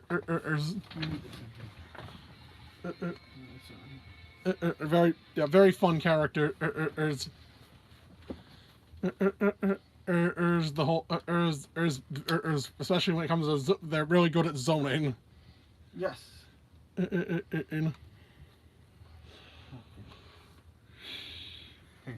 Yeah, really good at zoning. Fun specials that pull from a variety of Castlevania games. Yeah, the axe, holy water, cross, awesome. The rising attack. Also, just a lot of the moves are pulled from Richter and Symphony of the Night.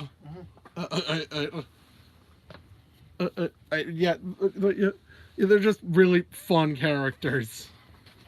And moving on to number 67, in my main King K. Rool. King K. Rool.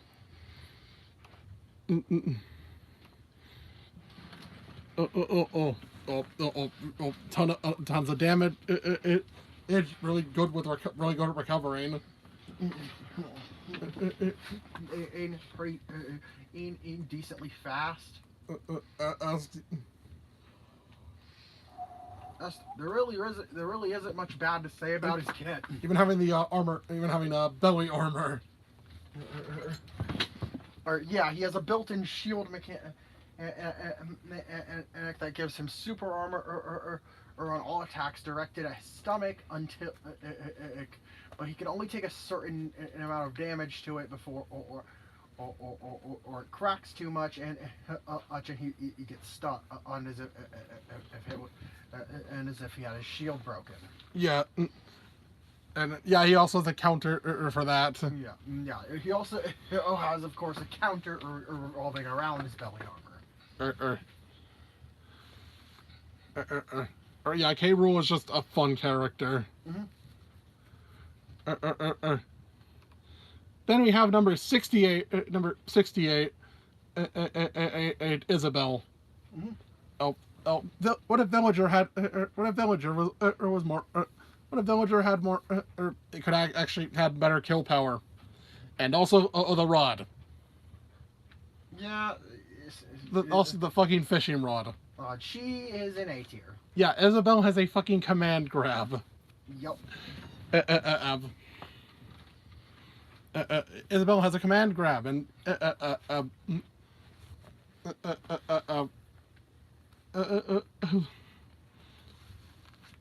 which can be used which can either be used with the initial hit, or if someone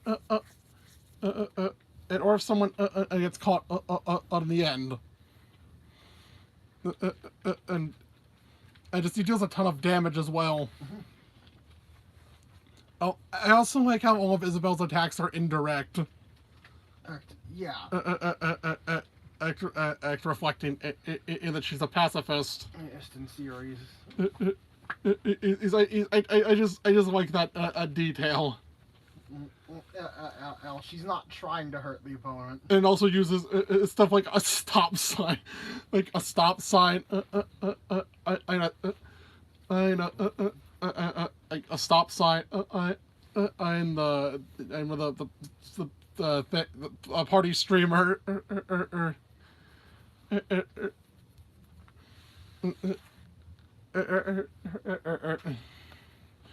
Yeah, a fishing rod. Pom poms. I'm just.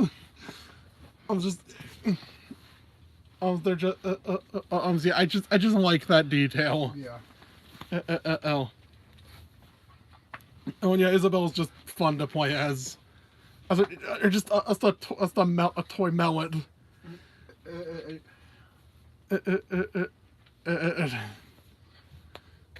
And a bucket of water. She's just a fun character with a lot of charm. Yeah. And is much more expressive than Villager too. Then we have number 69. Nice. Incineroar. Or again in A tier. This game's token Pokemon. This game's a new Pokemon rep. Incineroar just has. It also just has a ton of personality. You're like, oh my god, Incineroar has so much character. Like striking a pose after you land a hit. Every time after every successful hit, it also just really also just hits really hard. Or being a heavyweight, though I guess accurate to the game, accurate to canon, and it is pretty slow. And actually, I believe the slowest character on foot in the game. Yeah,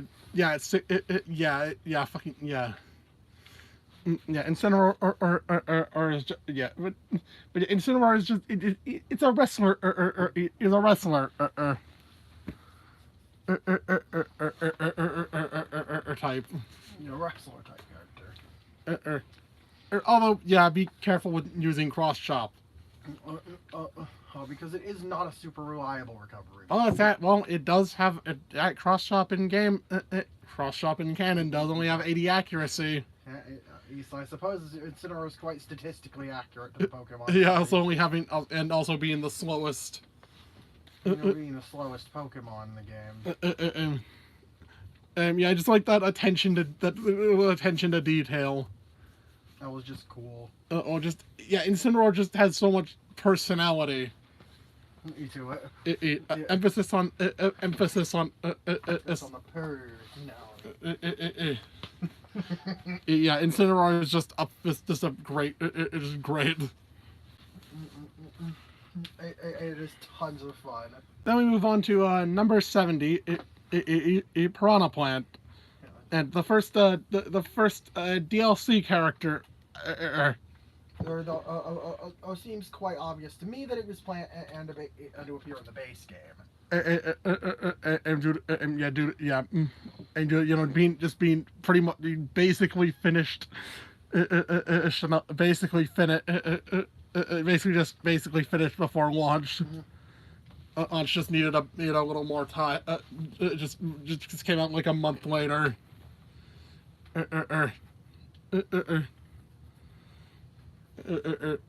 But yeah, Piranha Plant, and it's a fucking Piranha Plant. In 8, in 8 here.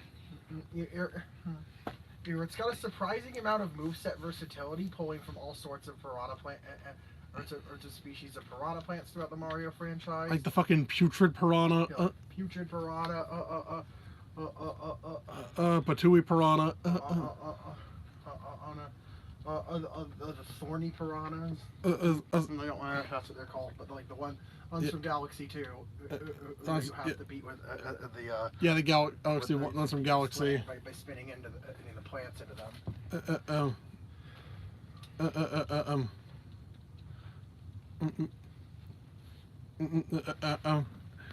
There's also the how like the extent how like one of their moves uses extend and shit. They just extend and how like one of them it was just flying with its leaves. Yeah. Also, that specific pot Piranha Plant is in. Is only seen on the Piranha Plant Waluigi carries in some Mario spin-offs. Waluigi's Piranha Plant got into Smash. Yeah. Yep. But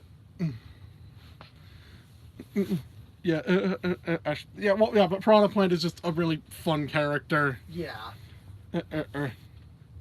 Or with a ton of references. Then we move on to the proper. Move on to DLC proper. Or with the fighter pack. Or with the final 11. The last 11 characters. Are featured in Fighter Passes Volume 1 and 2. Starting with Joker. It's the Joker, baby. Oh god, that was terrible. Yeah. Either way, Joker. Or he's an A tier. Fat ass high damage. Edge up. I guess a pretty cool mechanic. Making our son. And pretty good at recovering. He has a fucking gun. Of course.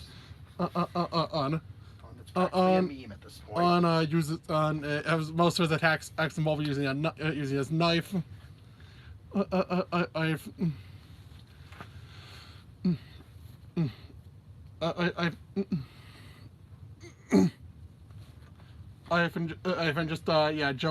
Joker is just a really satisfying character.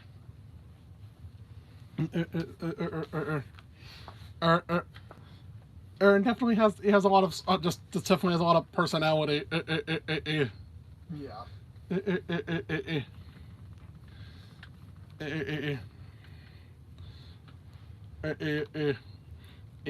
Moving on, number 72, Hero. Up in S tier. Now, this is what I meant about when I was referring to Robin. And as a character who did the magic meter thing better. One, it's not all of their moveset, all of his moves. No, it's not his moveset isn't reliant on the meter. Or as a bunch of his attacks mainly just use the sword. Or only his specials utilize it. It's all the same meter that fills up as you hit with as you land attacks take damage and just over time. Yeah, he's got a very strong uncharge attack. And it keeps you from spamming in specials without making it feel like you're like you have to only use them sparingly. Yeah, the meter is either recharges over time or when you deal damage. He also has a critical hit mechanic. Yeah. Yeah, again, he can do more damage than usual. Landing some hits. It's completely random. I mean, you have the charge attack. And Kafri is that the charge attack you can hold in Kafriz is Kazap up is like a really reliable kill move, but it does consume a lot of MP. Is easy to interrupt. Because swoosh is a really good recovery. And the spell command and can do like a ton of like a variety of effects. It is basically a wild card. Yeah, you need to act fast on us with it. If you and your opponent need to react fast to it. But yeah, Hero is just a really fun character. Just a really fun character with an extremely diverse moveset. And yeah, the fucking square fighters, man. Yeah. And next up we have number 73, Banjo and Kazooie. E and A tier. They're a lot simpler. They're a very simple character. But simple doesn't mean bad. Their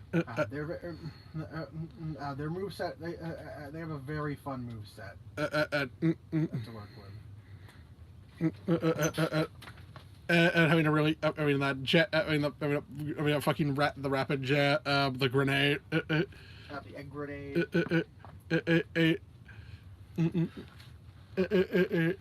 the Wonder Wing,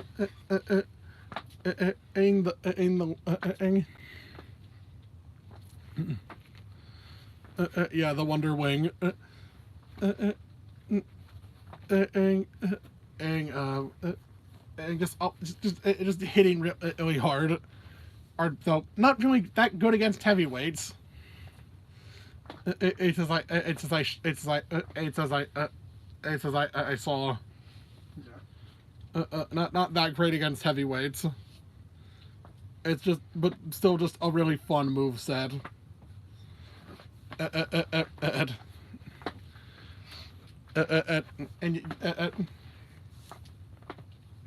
Then number 70. Then moving on, number 74, Terry. Yeah. Yeah, number 74 being Terry. The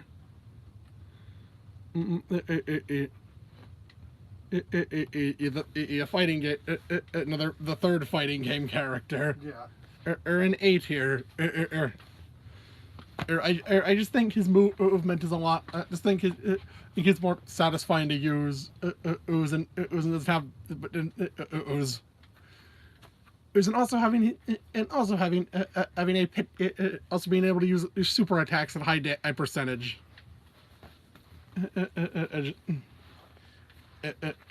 And just the amount of and the whole like the whole how Terry is more than just Terry's inclusion is more than just us for King of Fighters and Fatal Fury. But rather SNK as a whole.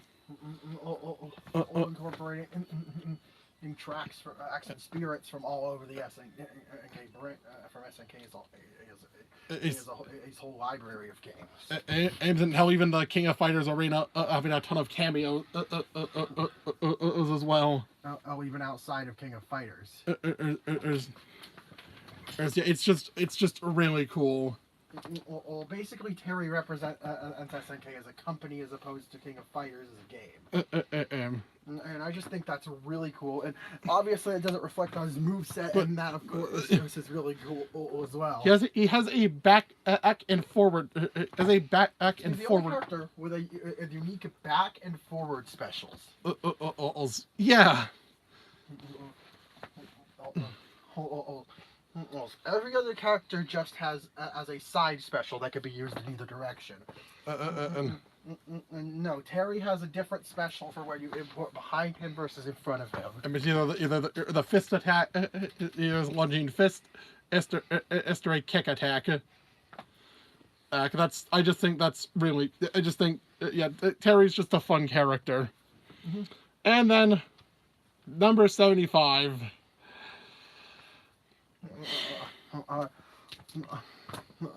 I've Byleth. Oh boy, Byleth. Number 8, Fire Emblem number 8.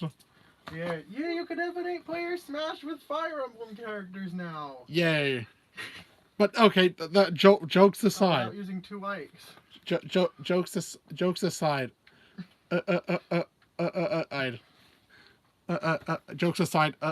Judging in Byleth, not by the standards of or the Fire Emblem characters in Smash. As a standalone character. I'd say they're an 8 here. The fact that they incorporate all the weapon type, the weapon triangle, their series is in the move set. Is really cool. Oh, and I know that's something. That's something that's been wanted out of the series. You realize more weapons than just swords. Also, they don't even have an. There's not entirely a sword. It's not just a sword. Even their sword is actually whipped as well. They also have this. They have this chain. It's tether attack recovery that can be used to grab opponent and then slam them. Yup. You can repeat this if I'm correct. Mm-hmm. Yeah, I don't know myself, but I'm assuming that is correct. You got the fucking. Okay, you got the axe that's really only used for style. But it is very satisfying to connect with. And there's the bow. That has a lot of. That's really strong when and charged, but it does leave you vulnerable. The spear. The spear. It does a lot of damage too. I think it has a tipper. I think it has a tipper. And using it smash attack. Yeah. Byleth is very slow. Is the slowest among the Fire Emblem characters. I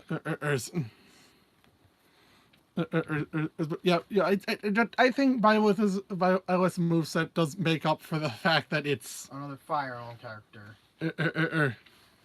Hey, at the very least, this wasn't what they ended on. Yeah, at the very least, there was another. They knew ahead of time that people would be outraged over Byleth. So when revealing Terry, they said there would be a second fighter. There would just be more fighters in development. Or then just saying, Volume 2 with 6 fighters. Instead of 5. Because the sixth one, that sixth one just slotted in, and suddenly slotted in. And they weren't sure he was going to make it in, so. And then they got on it until they got it. So starting off, we have number 76, Min Min. And another A tier. Very unique, transitioning arms into smash. That's in a very unique way. Hey, Min Min doesn't actually have a side special. Instead, at her I don't really think she has specials. Really, it's just traditional special attacks.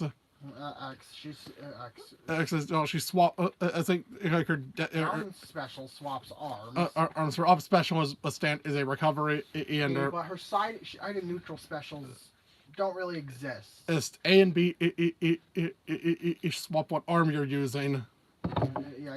Instead, you use A and B to determine in which arm you're using, and for your side and neutral specials.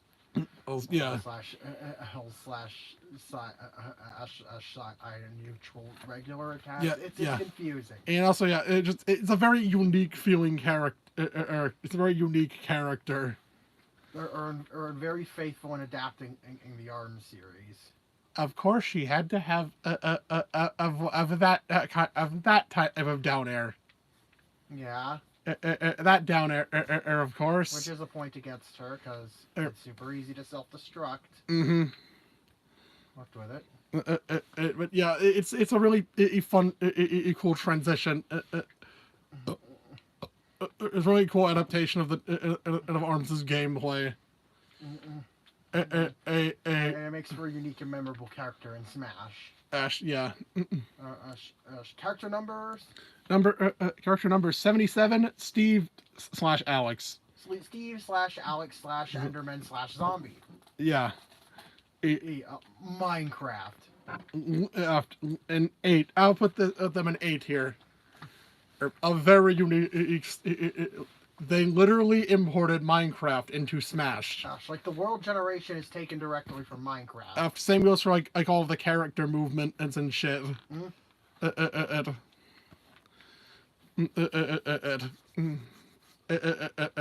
Everything. Minecraft was literally imported into Smash.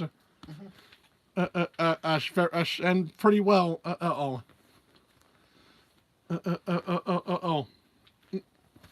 Oh, and yeah, Minecraft definitely. Minecraft was. This was kind of inevitable. Given it's like the best-selling game in the world. But yeah, Steve. It's a really. You have the Steve also has a micromanaging system. Where you mainly hold B, for material. And then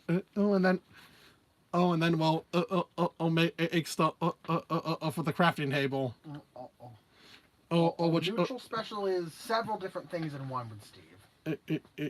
You mine material all off the ground, which can actually give different be different results depending on the terrain. And though it's just cosmetic. Yeah. It can having in many different. You get many different type and weapon type from wood all the way in a diamond. Yeah, I think stone weapons aren't in the game. I don't think they are. I think stone. You have wood, iron, gold, and diamond. And yeah. To be fair, stone is just the in between in a wood and iron. Yeah. And how they're also somewhat transition pretty. They also transition pretty well. With diamond being the strongest, and gold not being as strong, being gold having was it high? Was it high?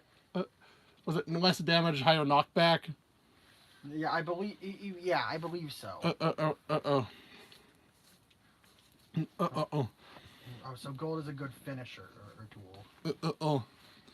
And also having the minecart, using the minecart, the elytra, which kind of does, which brings back the gliding mechanic.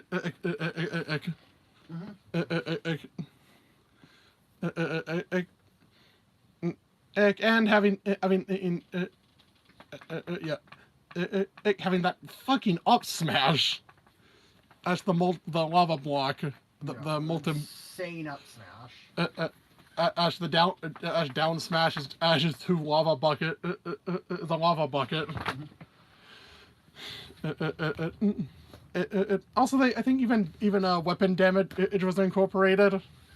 Yeah. It did too. So yeah, I think it's just a really cool character, and actually, does it faithful representation, and the whole resource management thing isn't as invasive, isn't as intrusive. Since you can just quickly spawn the crafting table via shield and B.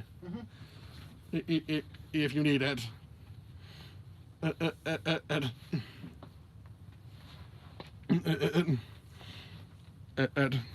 Next up, number 78.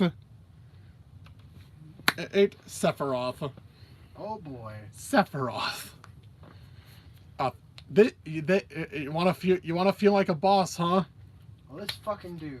Sephiroth has absurd range and really powerful attacks. Has like that snap, like that snap that it's around you with fire, with dark flame, and then just release it. It Mega Flare is a really large hitbox. Oxen is really powerful. The Octo Slash as you might hope from a move called Omega Flare. The Octo Slash will not look at first. Initially might not look that impressive if holding the button. It increases the range and is a multi-hit attack. And makes it into and lets it hit more times. And then his counter, I guess. Well, I don't know if you'd call it a counter. It'll hurt you you can just release the barrier. Yep. And deal damage. So it functions as so it still does damage if you fail to counter. Playing as Sephiroth makes you feel like an asshole. Which is kind of the point. You feel like the bad guy. Also shirtless Sephiroth. Yes. That's a really good. That's a fucking great alt. Yeah. Oh yeah, it's fucking Sephiroth. Well, his smash. You'd expect him to be. You'd expect no less S of him to be. You expect no less S. That's from him. Then number 79 and 80, though it's just one spot on the tier list. Pyra and Mithra. Since these two are meant to function as one character. They're like Pokemon trainer, and they weren't separated for this tier list, even though the Pokemon were for some reason. But either way, you're just either way a Pyra and Mithra. Go in S tier. This is a better think more like Zelda. This is what Zelda and Sheik were trying to do. Oh yeah, you have a Mithra to rack up damage and Pyra to finish them off. Off.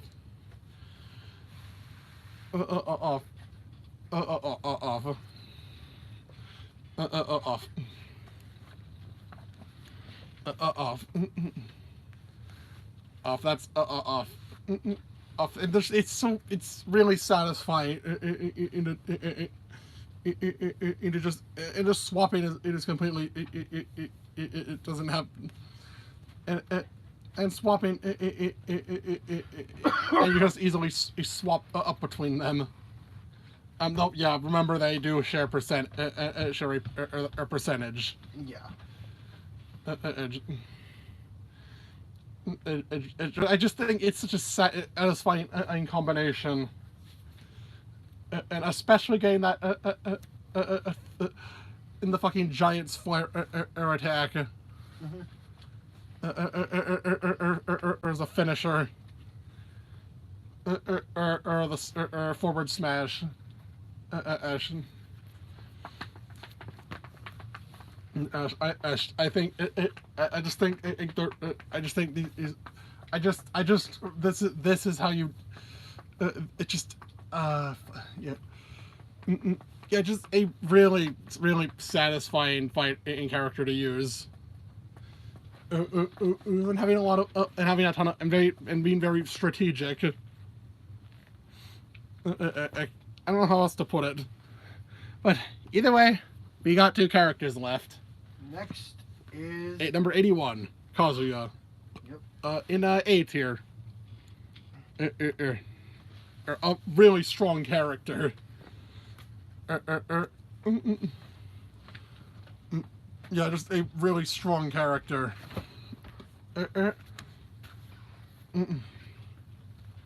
Or and a bit of an and kind of a bit of an and a bit of a no-brainer inclusion.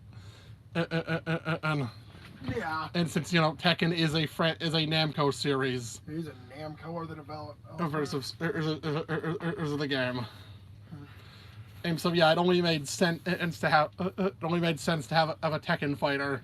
Hell, he was planned to be in. Well, Heihachi, it was. They tried to have a Tekken fighter in Smash 4 in the form of Heihachi, but they couldn't figure out how to make it work. It was too slow for Smash 4's gameplay style. Oh, and just and also like didn't, and I think by the time I think he was considered again for Ultimate, but I think it was also due to his actor. I think it was due to his actor's passing. And they felt it would be disrespectful. And mainly just that Kazuya had as Devil Gene. Kazuya's Devil Gene. And gave him something interesting. It was something more something unique. To utilize here. And yeah, holy shit, the fucking Devil Gene. It really does. It does a lot. Also having the Rage Drive. Kazuya also has the Rage Drive mechanic, which I think makes his attack stronger. And also we can have a 10-hit combo. Again, literally just translating Tekken and into Smash. I just think that's really neat. And finally... Kazuya was the last in A tier because Sora, number 83, 82, and number 82 is in S tier. Yeah, the last fight, or the last key, the final key. Yep. Here, Sora is a little simple, but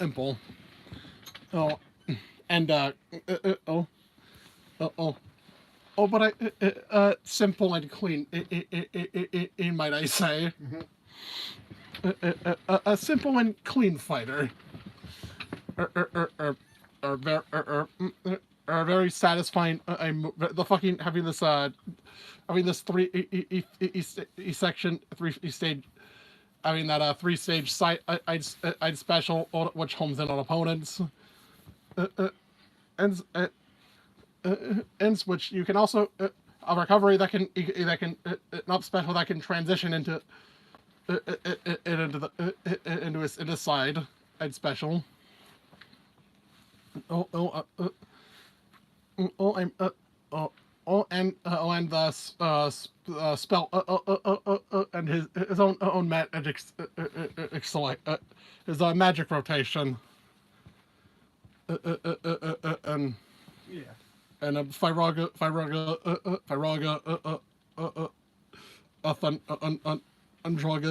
and Blazaga.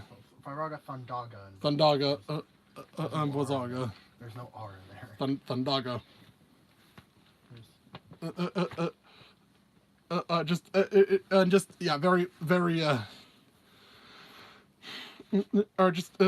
Very easy.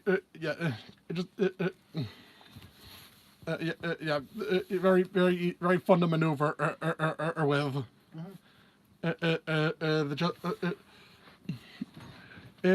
Then also just and how many ults does Sora have? What? Not one, not two, not three, not even four. How many? 5.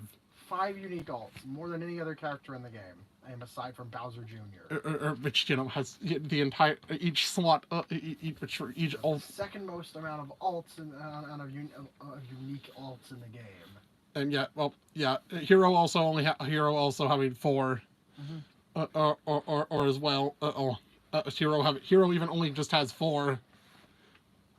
Or they had more time, there would have been probably would have been for each slot. It would have been eight heroes. So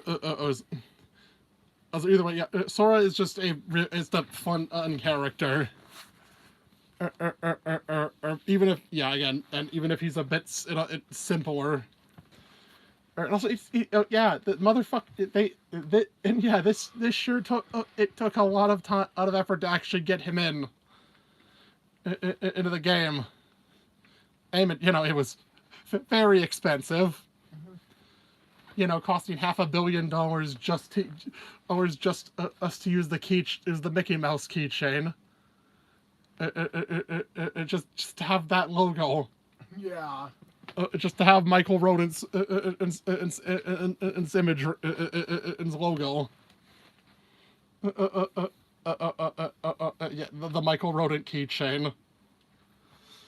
Yeah, I'm done. And that concludes the Listmas marathon. Actually, honestly, this wasn't actually as long as I thought it would be. I think the Sonic video is still the longest video of Listmas. This may be rivaled by Gym Leader. Is it Sonic or the Gym Leader's video? Yeah, this one didn't end up being too long. I mean, over 2 hours, but still long, but not like super long. That's all. I mean, I was just giving a brief run through of how I feel about each fighter. Yeah. But yeah, that concludes the Listmas marathon, and oh dear God, this was exhausting. I just did a post discussion into this. Yeah. This was a very exhausting. This is a very exhausting project. Both in terms of preparation and execution. And having to sit here every day doing a video that could either range from 20 minutes to nearly 4 hours. That is exhausting. That's pretty exhausting. And we have finished it. And well, we're not done yet for December. As we have our obligatory anniversary video, but well, you'll see. Yeah, I don't want to say what it is, what we're doing this year. Yeah, but you'll find out very soon. On the 29th. So, Merry Christmas to you all. And again, if you don't celebrate Christmas, just hope you are having a great conclusion to 2022. To all a good night.